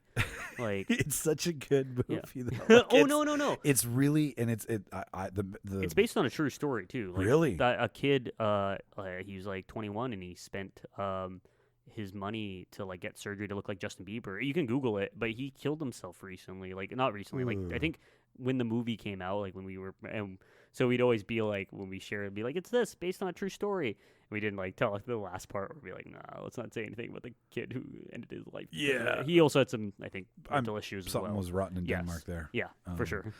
I loved like its fame obsession, right? Which is what we all like now that we have these devices. Yeah, right. Yeah. Like there's this theme that runs through both of these movies, and maybe I'm stretching it, but like you really have an idea of people and their weird eccentricities and things, like just things that aren't normally talked about. Yeah, these are things that are themes in the movies, and I love it. Right? Like I would say like Imitations, Offline, maybe less so, but there's kind of a trilogy of like films that my friends and I did. It was like Under Neon Lights, The Champ, Imitations, and Offline has us too. But they're all very similar movies if you really deep down of like maybe Offline again because there's multiple stories within it, but like the idea of just like this desire of a person wanting something, them getting it to the extreme. Yes. Like, and I think like I don't know, it's very, it's an accident, I think, but like I think the underlying thought of it all is just like your passion will kill you. No, totally. Yeah, You know? yeah, and it's balance. Yeah. Again, right? Yeah. I really, when the blood fell out of like post surgery, nose, yeah. fell the nose onto the book. Yeah. I was really hoping that the guy would come back to the counter and be like, "What's this blood on my book?" That's so funny. That scene is like one I talk about whenever that movie screens because the blood. Okay, we were cutting it, and there's like 4 of us cutting this film together, and we're all arguing because the blood hits the book. There's no reason for us to cut to the book before the blood hits it, but we needed to based on how the story. So he basically grabs a book, looks at it, and then we cut to the book, and shots need to have motivation when you're filming and cutting, and there was no motivation for him to cut to look at that book except that we wanted him to. There's no reason. Like, he's just like a bored character who picks up a book. It did not make any sense, and we argued about that scene particularly for so long. It's so funny that you like pinpoint that particular scene. Well, what I saw blood falling on the book, and I was like, okay, where's the connection with the book? Because it's in the frame. Yeah. And then the guy comes back. He's like, here's your Kelly mask. And I was like, I really wanted there is a foreshadow to the book, though. Look, if you rewatch it or whatever, the book cover has faces with no faces on it. Oh, and then obviously I don't want to ruin the ending, but that's a big thing. Yes. So watch it. Don't listen to us ruin the ending for you. But it's they're all funny in a kooky way. Yeah, they all have, each film, even offline, actually has a song that we made specifically for the film. Yeah, there was a band that got credits at the end for. That one was Milos wrote the song. Milos being one of the directors and producers of the film, and then our friend Alex also wrote that song as well with him. Like, it was Milos, he was in a band in one of his old songs, and our friend Alex has mixed it and sang in it. Our friend Alex is went to school with us, very good friend, very talented filmmaker, musician, who should be being a musician but isn't. So it's like, let's abuse his talent and use it for us. Totally, yeah. Let's exploit it. Yes, yeah. And then lastly, I finished with Strong Son, your new film from TIFF that we started on this year. I'll tell you what I got from it, and I would love to know its inspiration, because it jumps from the weird and the awkward to a serious, there's a very serious tone there that it's a very different movie. It's a completely different. I love the vintage feel to it. I love the 80s video camera aspect, because it just made it feel more like I felt closer to these characters, because of what it was. It's done in a way and shot in a way, because you even condensed it to video. Yeah, it's actually natural. It's Super 8. Oh, it is? It is natural Super 8, and I left the framing in there because people mostly crop it out and zoom it in to get rid of that black line. It creates a more level of intimacy. It did, yes. With these two characters in a very brief window of time. So you've got the bodybuilding obsessed son, and you've got the father who has a mindset that is about status and about strength and about all of these things. But really, it's about his son taking care of his father when he gets older. Am I right? Yes. Oh, yeah. I was fretting that all the last. No, that's it. That's you nailed it. It's literally that. It's like, it's a beautiful, quick story, because the father's trying to teach the son about a value system that may or may not work all the time. Right. But it is his only way of maintaining a relationship with him. Yep. And because one's very strong and one's very not, so there's this juxtaposition there too. And to be he wants him to be strong to take care of him, and it's something like at the end of it. Oh, this isn't. He's proud of his son, but his son is his provider. It's just a weird, dichotomy relationship, and it's based on a true thing. It's that's my dad in the movie, my actual dad. He's great, by the way. Thank you. And it's him saying all the lines, all voiceover, and it's this just, I don't know. It was a film I made for me, and so just backstory at all. It was a one-take Super 8, which is something that happens in Winnipeg. It used to back in the old world, but basically once a year there's a one-take Super 8 event, part of the Windex Festival of Moving Images, and I do one every year. I've been doing them for the last 9 years, and the last 3 I've done were about my dad. And so because it's a low stake. So to explain a one take Super 8 really fast, it's basically you get a Super 8 camera. You have basically 3 minutes of footage, and you shoot it. But you got to shoot it and edit it within the camera. So you're basically, if you're shooting a wide and a guy comes in and you want to punch into him getting a close up, you have to do that in like order. There's no editing in the computer after your edit while you're shooting. So there's a really big trick to it as well too, especially if you're telling a cohesive story. Like you want a match cut, you have to figure out how to do that within the camera. So this was part of this type of contest. So then once you're done filming, obviously you don't know if anything came out. You take the film, you give it to the festival, and then they take it for like a couple weeks, and then you give them any sort of audio track you want, and then they show it live in front of an audience for the first time. So it's very similar to a 48-hour in a sense, but you're not stuck in a time limit thing. Yeah, you've got a month or two to exactly play. Yeah. So people have done really interesting different things. So the last 3 years of doing it in 9 years, I did it about my dad, and then Strong Son ended up being this idea. I was like, I want to do another one about my dad, and I was like, he's in his 70s now. We have a very good relationship, but our relationship is like, everyone has weird stuff with their dads. Father-son relationships. Yeah. I can sympathize with you. Cool. And so back when I lived at home till I was 30, because my mom passed away when I was young, and I just ended up staying at home. And to get my dad out of the house, because he was retired and not doing a lot, he's a very introvert and doesn't really have friends, he would come to the gym with me and he'd watch me work out, and that became our relationship. Oh, wow. And he was just like sit on a bench, because it was just me getting him out of the house. He didn't work out, and so he just watched me work out, and I just work in my little area. That's really okay. I was like, where do you pick this this lovely story up from? Well, it's that, and then like on top of it, every line that my dad says has some back feeling for me. Like it traces all back to me. Like one of the first lines is like, my son works out on his arms. He gets lots of compliments on his arms. He works on his arms the most. And that's the backstory to that line is girls. I've had girls and exes tell me I have really good arms. They say like that's the compliment I get the most on my body. And for me too, my dad is so unhealthy. Like his health isn't great. He's diabetic. He has amputated feet. He can walk, but kind of like weirdly. And I see him struggling at this point, and I don't want to be that. So health and being strong is very important to me. And I've realized part of it is because like I've always said you want to be the best part of your parents. You don't want to be the worst part. And the worst part of his health at this point. And so I am so fearful of that. I work out. And so this movie became like a movie about all my insecurities and my relationship with my dad, and all my insecurities are being spoken from my dad. And again, I made a movie for me for kind of a small little thing. Didn't take long to shoot, I'll be honest. Took forever to get it done, although that's the truth. But like I made a movie for me about me.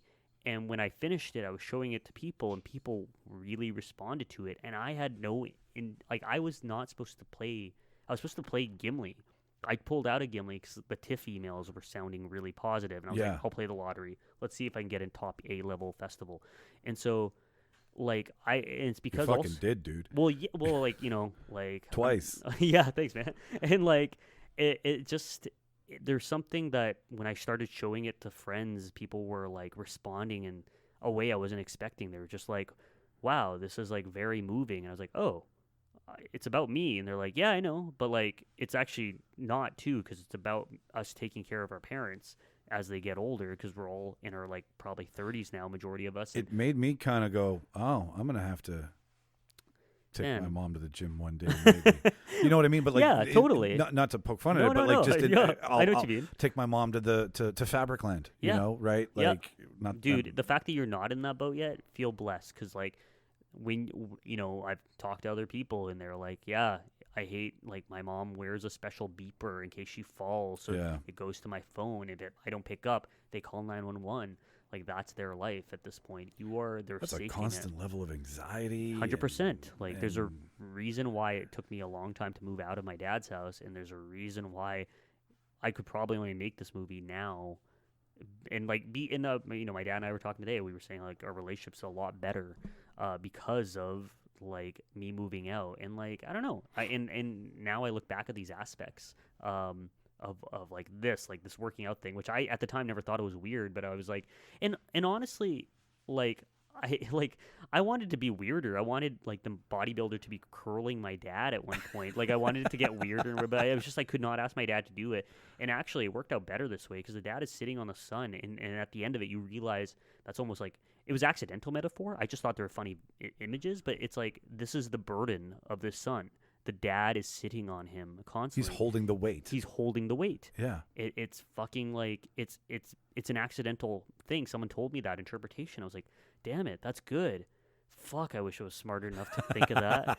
Why didn't I frame that better? I just thought it was funny and I laughed, but maybe that's why I thought it was funny because I thought it was interesting and looked weird and because it's my life and that's what it does feel like some days. So yeah, man, it's actually, I was gonna say the original idea for that Super 8 was it was gonna be about my dad. Same idea, voiceover, and it was gonna be my dad going to the mall, and it was gonna start with him looking in the mirror and voiceover being like, "I'm gonna go to the mall today to meet my friends," and he's like, "I gotta dress cool," and he starts putting on like really baggy clothes, like skater clothes, and then he dresses up like a skater and takes the bus to Polo Park, and he gets to Polo Park and he tries to talk to all these skater kids.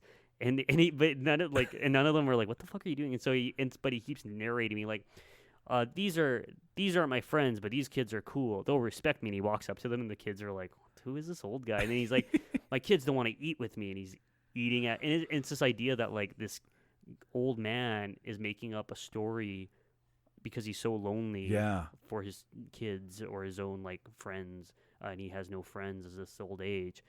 And honestly, it was gonna be funny, weird, and sad at the same time. But I don't know. And then I was shifting. I met Mandeep, the bodybuilder, on set that summer, and we were working together so much. And I kept saying to him, like, "Look at you. You're like an actual East Indian person. You're cultural. You're the better version of me. Look at you." And I kept saying how good his legs were because people make fun of how skinny my legs are. Yeah, everybody skips leg day, man. Everyone fucking skips leg day. It's the worst. I played soccer. That's the only reason I'm gifted with any sort of bigger leg muscle. Be glad, man. Yeah. Like girls are like, "Where's your ass?" And like I'm like, no, I get that too. Oh, okay. The woman in the other room asks me all the time, "Where is it?" And she's still looking for it. Yeah, she's still looking for it. Yeah. Jury's still out. Yeah.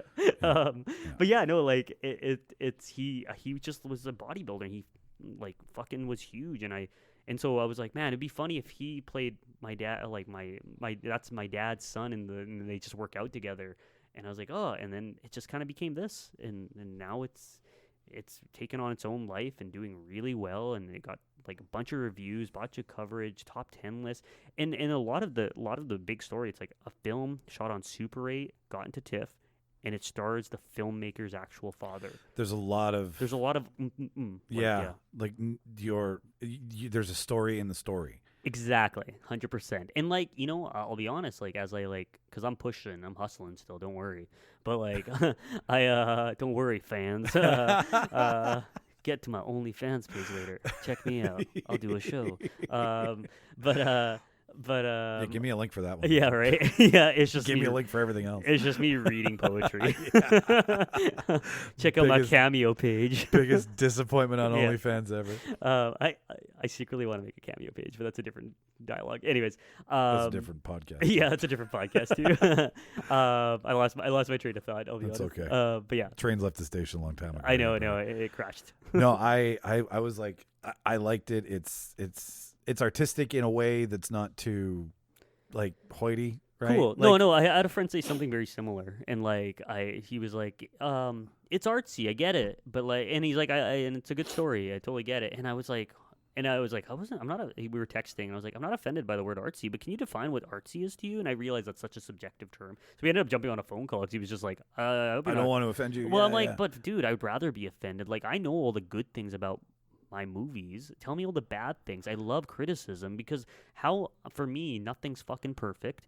So tell me what I need to improve on. Like, I'm all about self-actualization. I want to fucking be the best person because that's going to get me to like that stage of an Oscar. And that's the fucking end goal. Let's be honest, you know? Yeah. No, it's, and you know, you bring up a great point because with this story, it's obviously about you, East Indian, right?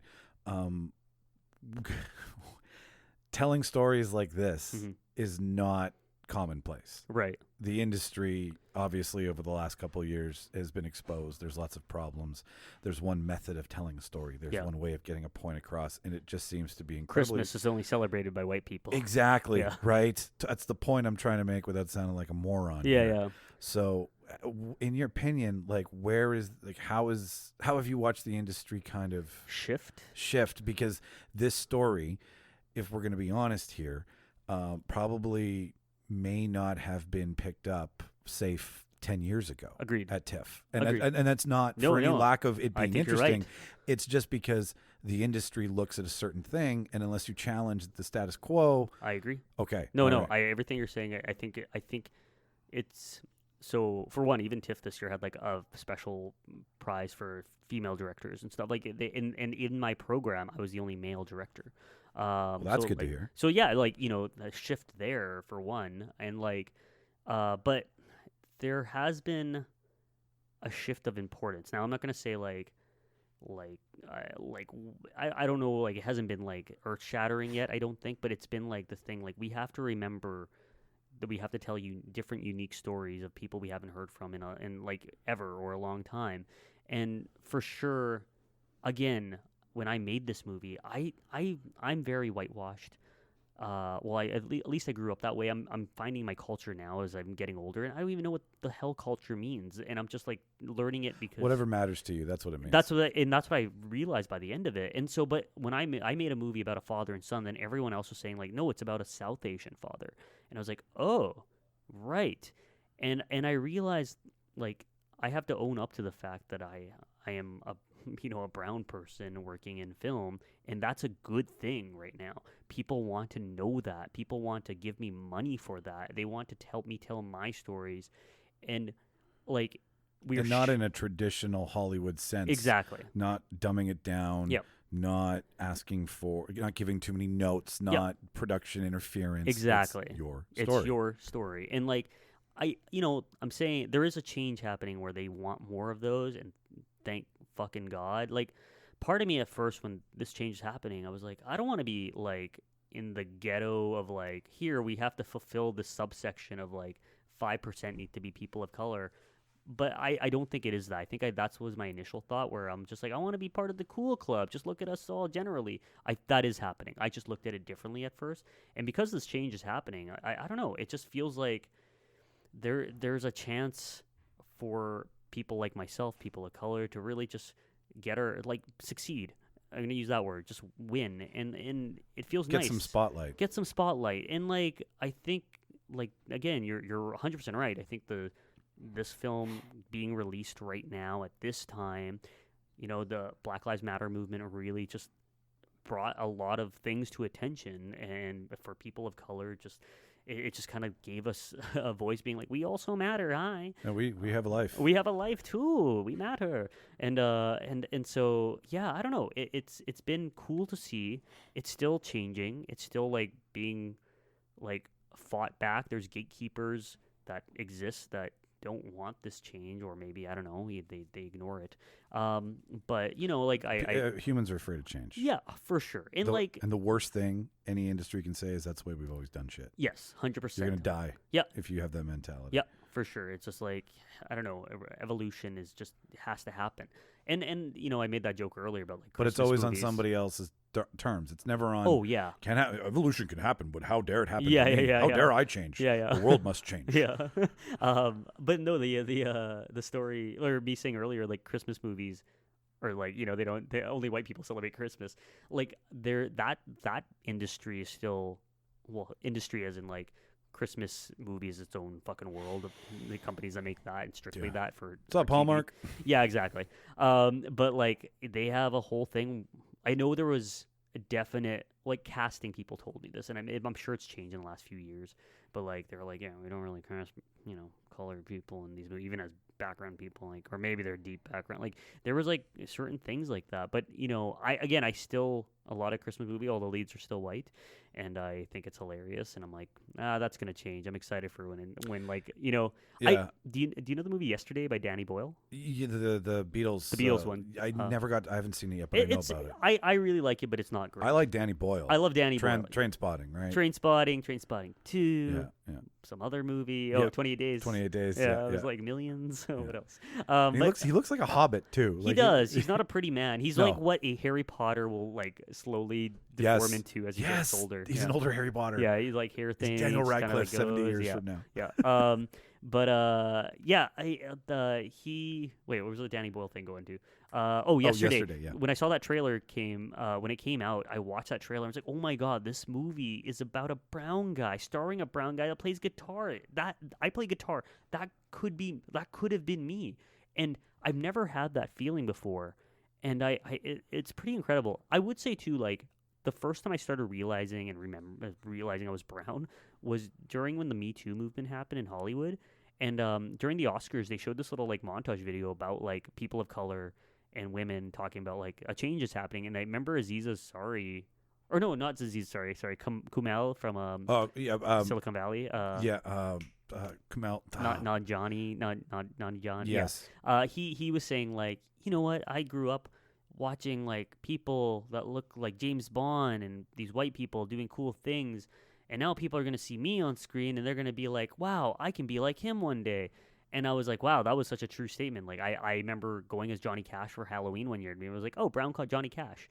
You know, I went as Han Solo, brown Han Solo, and like, you know, brown Marty McFly. Like, I've always, but now, like, you know, I could be a character like from yesterday, and I'm like, they're getting casted now. Fuck, that actor's in Tenet.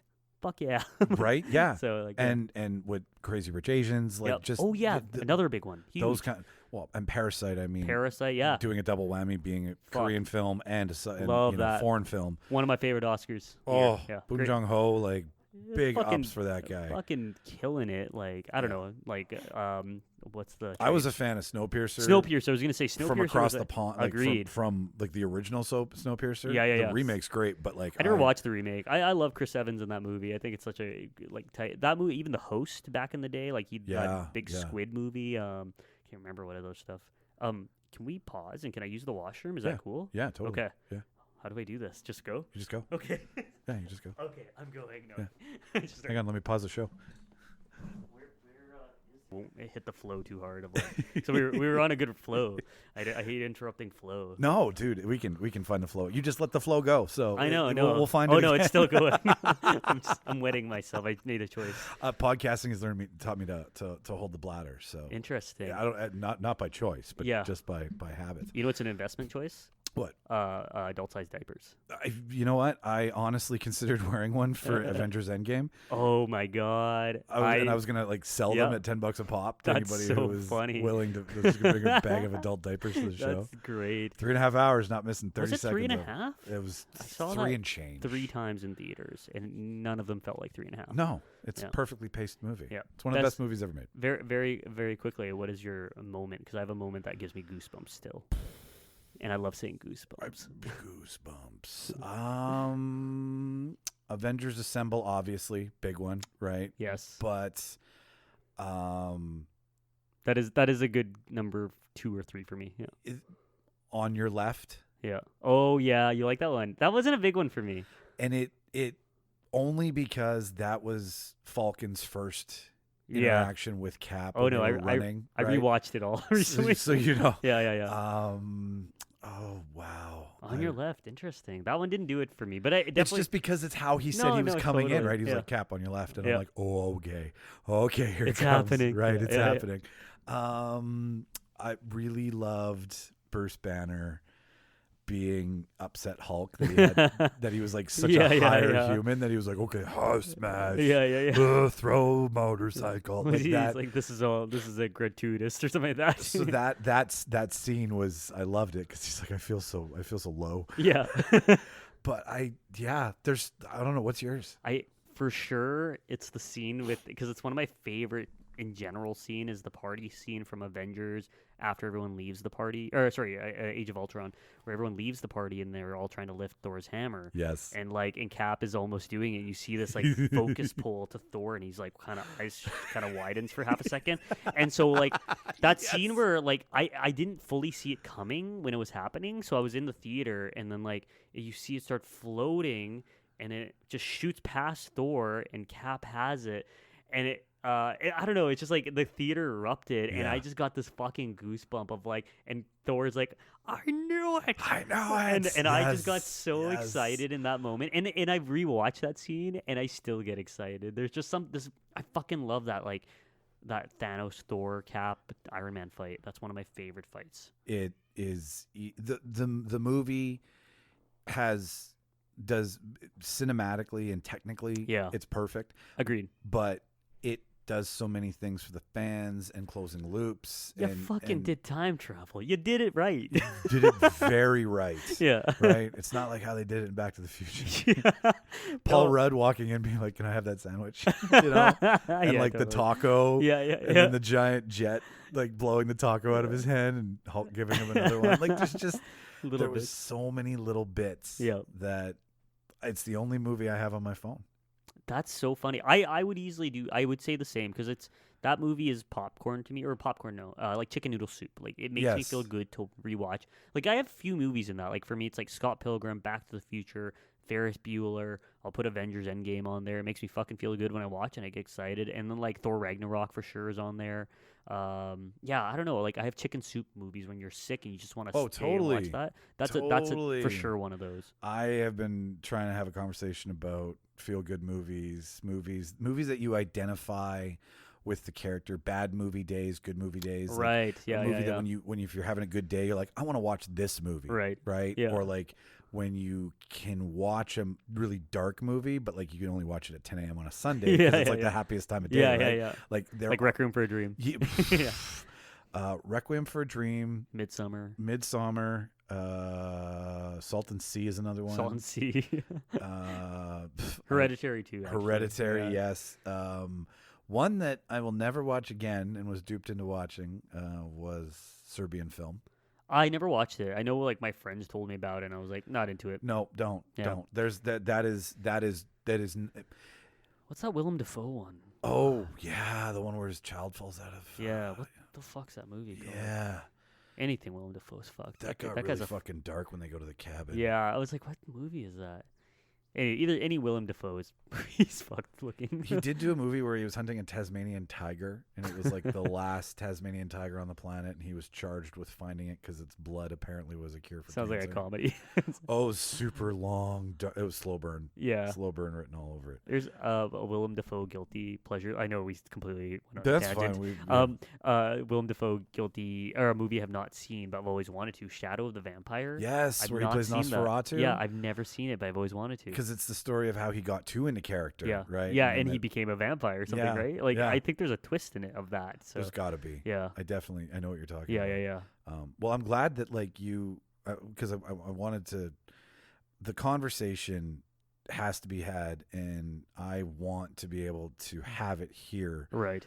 And I'm glad that you can look on screen and identify. Like that's important. Yeah. Right? Because it's like this old boys club bullshit. Yep. Old guard. How dare you tell us to change? We're and it's like, but and you know what? It's not right in any regard. Yeah. But it's really disheartening that it's not allowed in a medium that makes people learn things Right. and see from other people's perspectives without having to travel, without having to go do it. Like you, and I'm not saying a movie tells you enough about it, Yeah, yeah. but it gives you an idea, and then it makes you research. It makes you ask questions. Yep. It makes you talk, right? And if all we're talking about is whitewashed bullshit, Yeah. that's boring. Yeah. Agreed. And it's not fair, and it disregards so many good stories on so many different levels. I've talked a lot about culture shame and how like because like I went to school with a bunch of white kids and they were like like I remember one of them coming up and smelling my jacket and saying I smelled like curry, and I'm like, and so that made me paranoid after that, and like Fuck you, kid, whoever you are. oh no, he got shot. No, I'm kidding. That's bad. Out of a cannon and survived. He was in my movie. I shot him. I I used him as a dipshit. Yeah. I needed a dipshit, so I called that kid. Yeah, yeah, made him eat poop. You eat the poop and then you take this gun. Eat the white poop. Yeah, eat the white poop. Jesus, we can't hang out ever. No, just go off the rails. But no, like I was super culture shamed growing up, and like it never really. I used to tell up until I was like 26. I used to tell like girls I met at the bar randomly. I was like, I'm half Italian, half Spanish, 'cause I didn't think being Indian was cool. So like, but I'm realizing, and I think one thing that helped my 4 friends who I made movies with for the last few years, like Marcus, Fabian, and Milos. Marcus immigrated here from Germany a few years ago. Fabian immigrated here when he was 14 from Argentina. Milos immigrated here when he was 3 from Bosnia. And You've me, got that common we thread. have they're all legitimate immigrants, and they all have like can speak their language, are in touch with their culture. And me working with them, I was like, that's so cool. Like I'm so interested in their stuff, and me feeling shamed. And here's the difference too: out of the 4 of us, I actually look brown, and I look like the guy that should have been immigrated. And like people would ask me, are you? That's the other thing. You growing up, you go to a party, and people would be like, "Where are you from?" And I'd be like, "What do I sound like I'm from, motherfucker?" Pretty much. I'd be like, "Canada." And they're like, no, but where's your parents from? I'm like, they're Canadians. They immigrated in the 70s. Why does this matter? Yeah, and that's always a question. Like, there's ways of asking it, and there's ways of being drunk and asking for it. And like, and you're just like, And so, I don't know. I was always like, culture shamed and did not want to talk about it.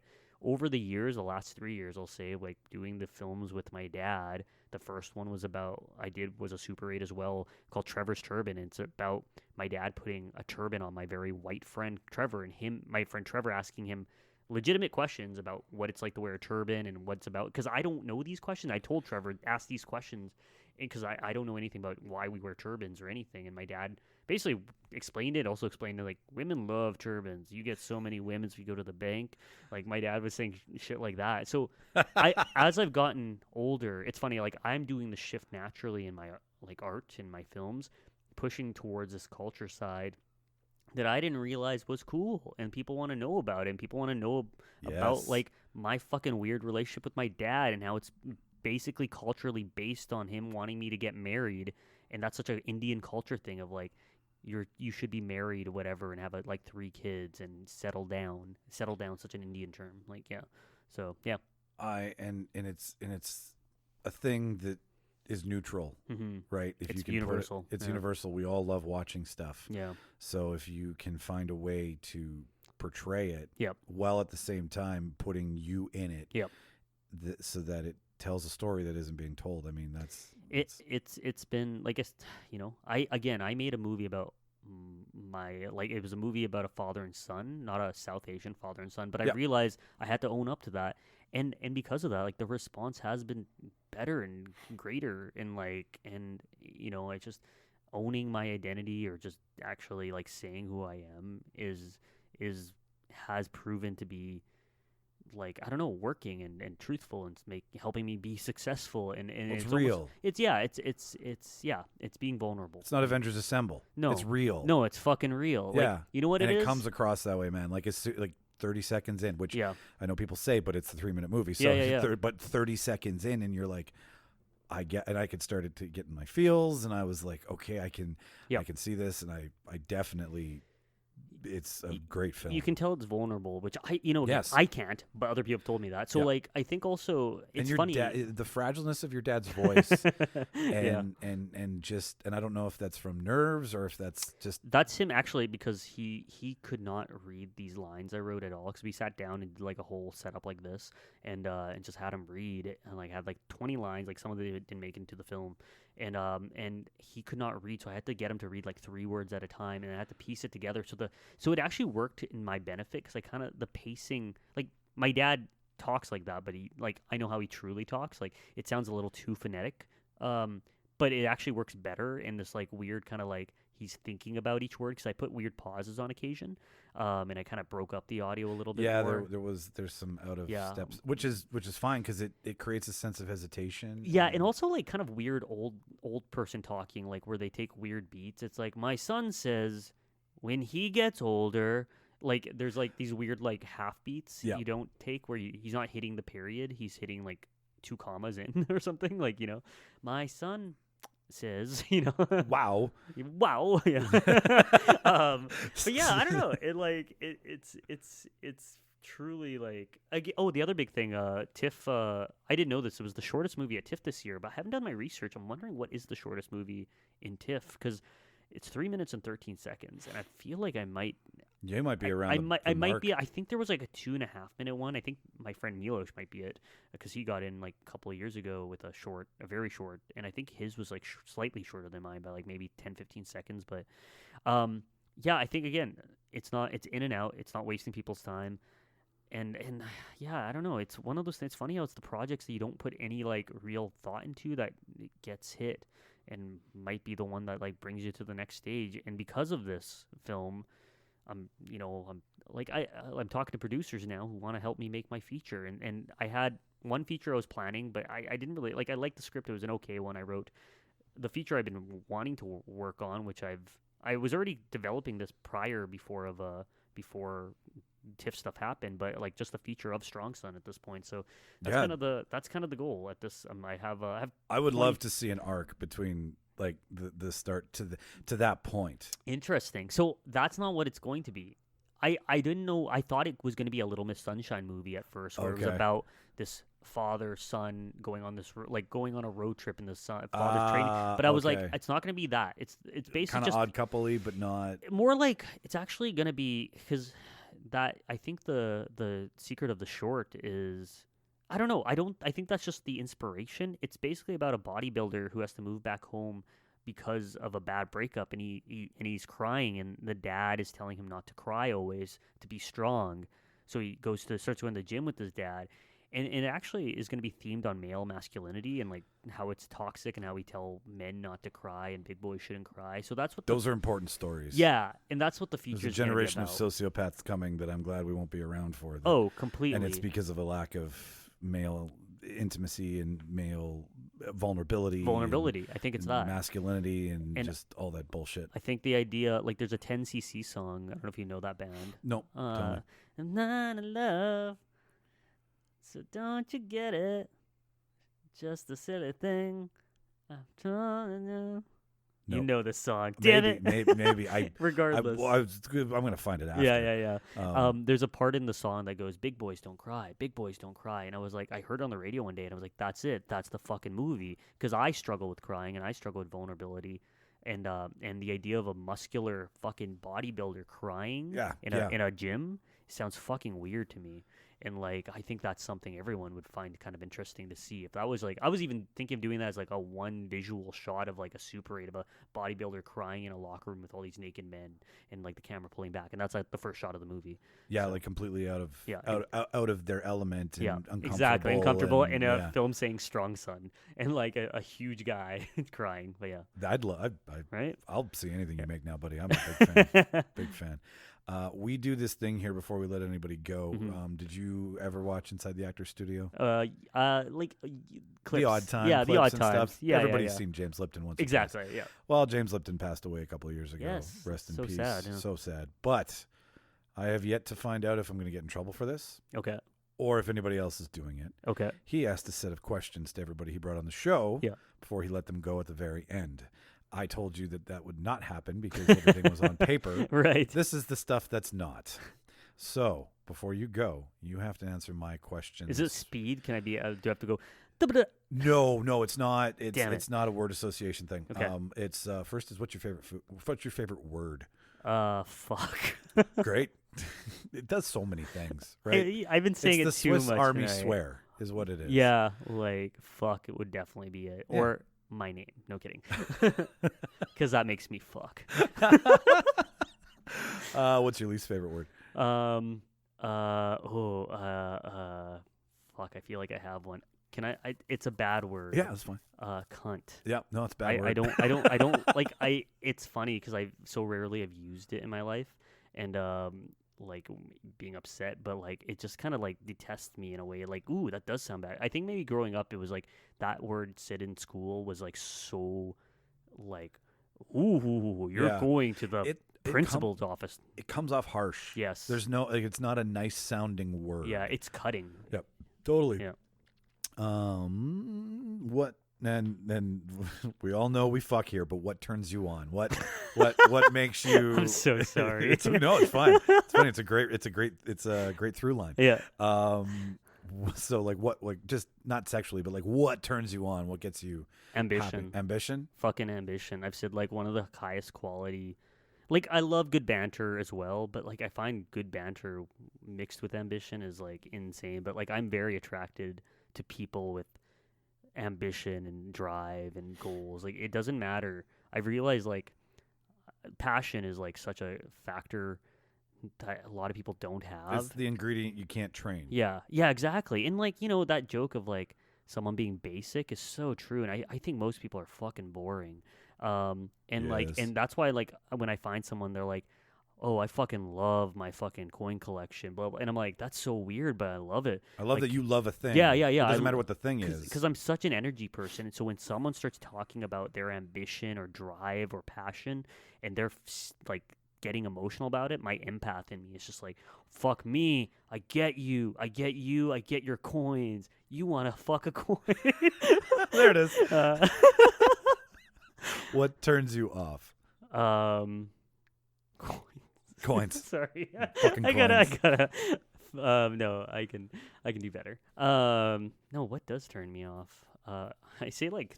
What makes you go, fuck, stop doing that? Bullying. Yeah, like, for sure. Like it's such an ugly thing to watch. Yeah, it's something, and it's funny because like I'm sure I've done it at some point in my life, but it's something like I think now. It's because when I first, and I don't talk about this often. Well, I try not to talk about this, like especially with students and people emerging. But I was bullied a lot starting out in the film industry, especially on the union sets. And there's a hierarchy. There's a hierarchy. There's a male masculinity. They were like, oh, like they were teasing me about wanting to be a director. They would make fun of me over the radio. They would torture people me. Bring up. But they all failed out of like I still had ambition and they didn't, and so they were chewing me out on it. I get that. And they were trying to get me. They wanted me to quit because they thought they're like, oh, Ian doesn't want it. Like I was working lighting. They were like, Ian doesn't want to be a like lighting guy. He doesn't want to be a DP. He wants to be a director. And they would make fun of me. They would like do awful things I don't want to say, but like and it was also there were at the end of the shoot when I survived and didn't quit, they went, oh, you survived, good, we didn't think you'd make it. And they were like, I'm like, this was a test, this was bullying as a test to like, this is such bullshit, toxic male masculinity, whatever. I fucking hate it. It was weird. And I'm like, that's not my jam. Like I've never been a sports guy. I've been a nerdy musical theater movie guy that likes playing music, and like I don't know. Gotta dance, right? Like I that. get it. Like, no, dude, I was in choir, I was in band, I was in theater, I was in musicals. Exactly. Like there's and not to dog on the sports and all the stuff but that ties into male masculinity. Yeah, there's that. Because you can like hockey and not be a prick, right? But Totally, I mean, usually it's part and parcel. But like. Just like driving a truck with a Jets plate. Jets plate. We can't hang out.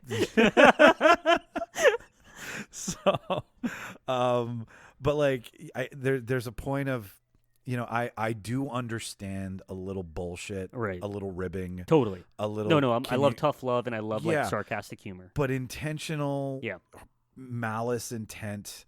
Yeah, because you're done and somebody else is just starting and you're jealous or envious. Yeah, that's bullshit. Jealousy falls into that category as well. Like bullying and jealousy. They're jealous of your ambition. They're jealous of your drive, right? Yep. They're like, where'd mine go? Yeah. Well, I lost it along the way. What else do we got here? Okay, what sound or noise do you love? Ooh, sound or noise. Interesting. These are good questions. Those are not mine. I know, but like that's why questions. I'm like they're great yes, questions. Yeah. Sound or noise I love. I would probably say, oh man, I don't. This is first to brain kind of thing. So yeah, I know, I know, but like I'm like it's also trying to not say something inappropriate. We've passed that point. Yeah, friend. That's true. That's true. No, I don't know. I don't really like. I love music, man. Like I love listening to like just music sometimes and just zoning out and like and closing my eyes. Like I like just that, and that calms me down, like especially the cacophony anxiety. Of instruments. Yeah, for the most part, it's just like songs I can like sing along to. Like I just need that all the time. Like Well, which one do you hate then? Of songs or what? No, sounds. Oh, sounds that I hate. Oh man, lately my foster dog, his bark is just whines and cries, just like break my heart. And in his bark, he's part husky, and he's just can be high pitch and can be sad at the same time, and it breaks my heart. So I fucking, this is why I'm like, I want to keep you, dude, but Yeah. it's really hard because I can't stand leaving you at home right now. Oh, yeah, Shauna's got the same problem. Yeah. Dogs give her anxiety. Yeah. Like if we were to ever get a puppy, Yep. that puppy would control us. Exactly. That's how I feel. Cats are independent. Yep. Cats do their shit. Oh, yeah, you should talk to Shauna after the show. That's hilarious, yeah. You guys will totally bond on that. She had a chow chow that she had to give back that was apparently like the Oh no, definition of cute. this dog is killing me for how cute it is, and like I'm having a really emotional time. Like I had panic attacks a couple days ago about it. Dude, I get it, man. I think we know this one. What's your favorite curse word? You know, it might not be fuck. I say the C word now. I say that. Yeah. I go backwards. It's like he's doing something with the questions. He's playing mind games with me. You're fucking with your interviewer, buddy. Yeah, probably fuck. Calling people an ass is kind of funny though.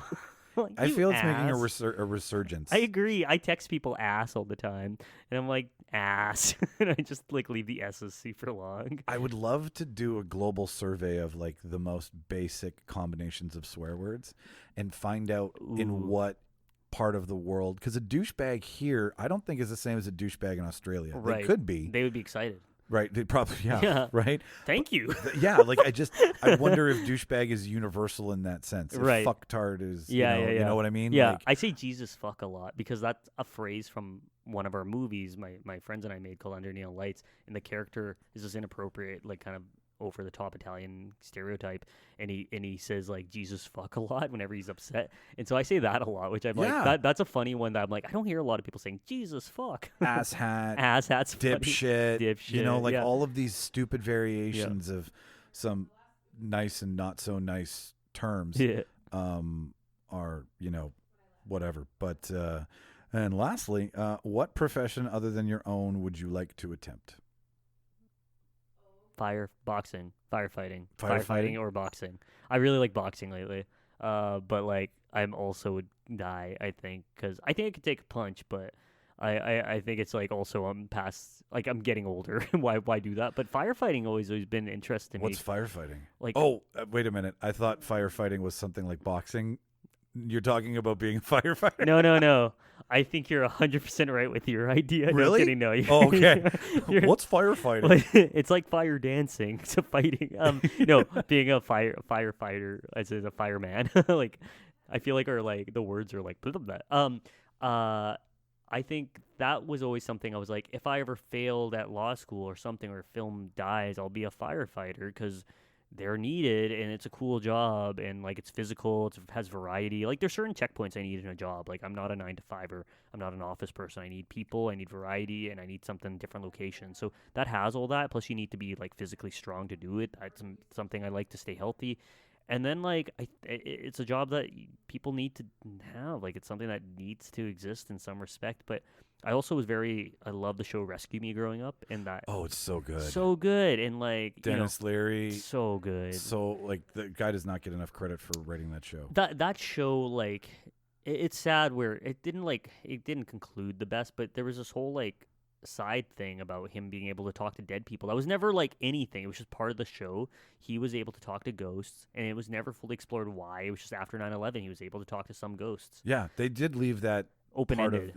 Yeah, it's fine. I think they tied it in with, is it because he's always drunk? Yeah, or is PTSD, or is it like it's a combination of a lot of things. It's great, and it's underrated, and FX is still like, you know, if you FX is a great network. Put FX and HBO next to each other, it's really hard to decide these days. It might be FX, like if you look at the long game. I could not agree with you more. Yeah.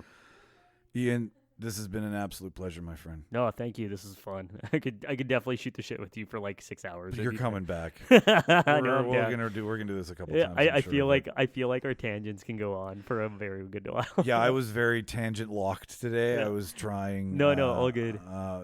To like stay inside the bounds of what I wanted to talk to you about, but I know next time when you come back for a debate, this thing's gonna get a little. No, I'm so, dude, you have no idea how excited I am just to like fucking chew someone out. Like if you get me on a good debate topic, I'm like, oh. I can't wait for you to meet Martin, because you said to me before we started that I reminded you of one of your friends. Yeah. You remind me of one of mine. Man, we should should we double date our friends? We should double date our friends. Because he would be down. Like he's a Twitch, my buddy's a Twitch guy, but then he's also like a movie nerd too. Like, so he has his opinions. He's very like He's very similar to me. He's very like, brah, and with his opinions. So. I can't wait. Yeah, and you can extend an invite to all of your friends Sweet. who love to talk Will do. shit like us here. 'Cause we are always looking for people to come on and have a good time. Cool, man. Yeah. So, anything coming up that you want to talk about? Anything? Strong Sun is playing VIFF right now.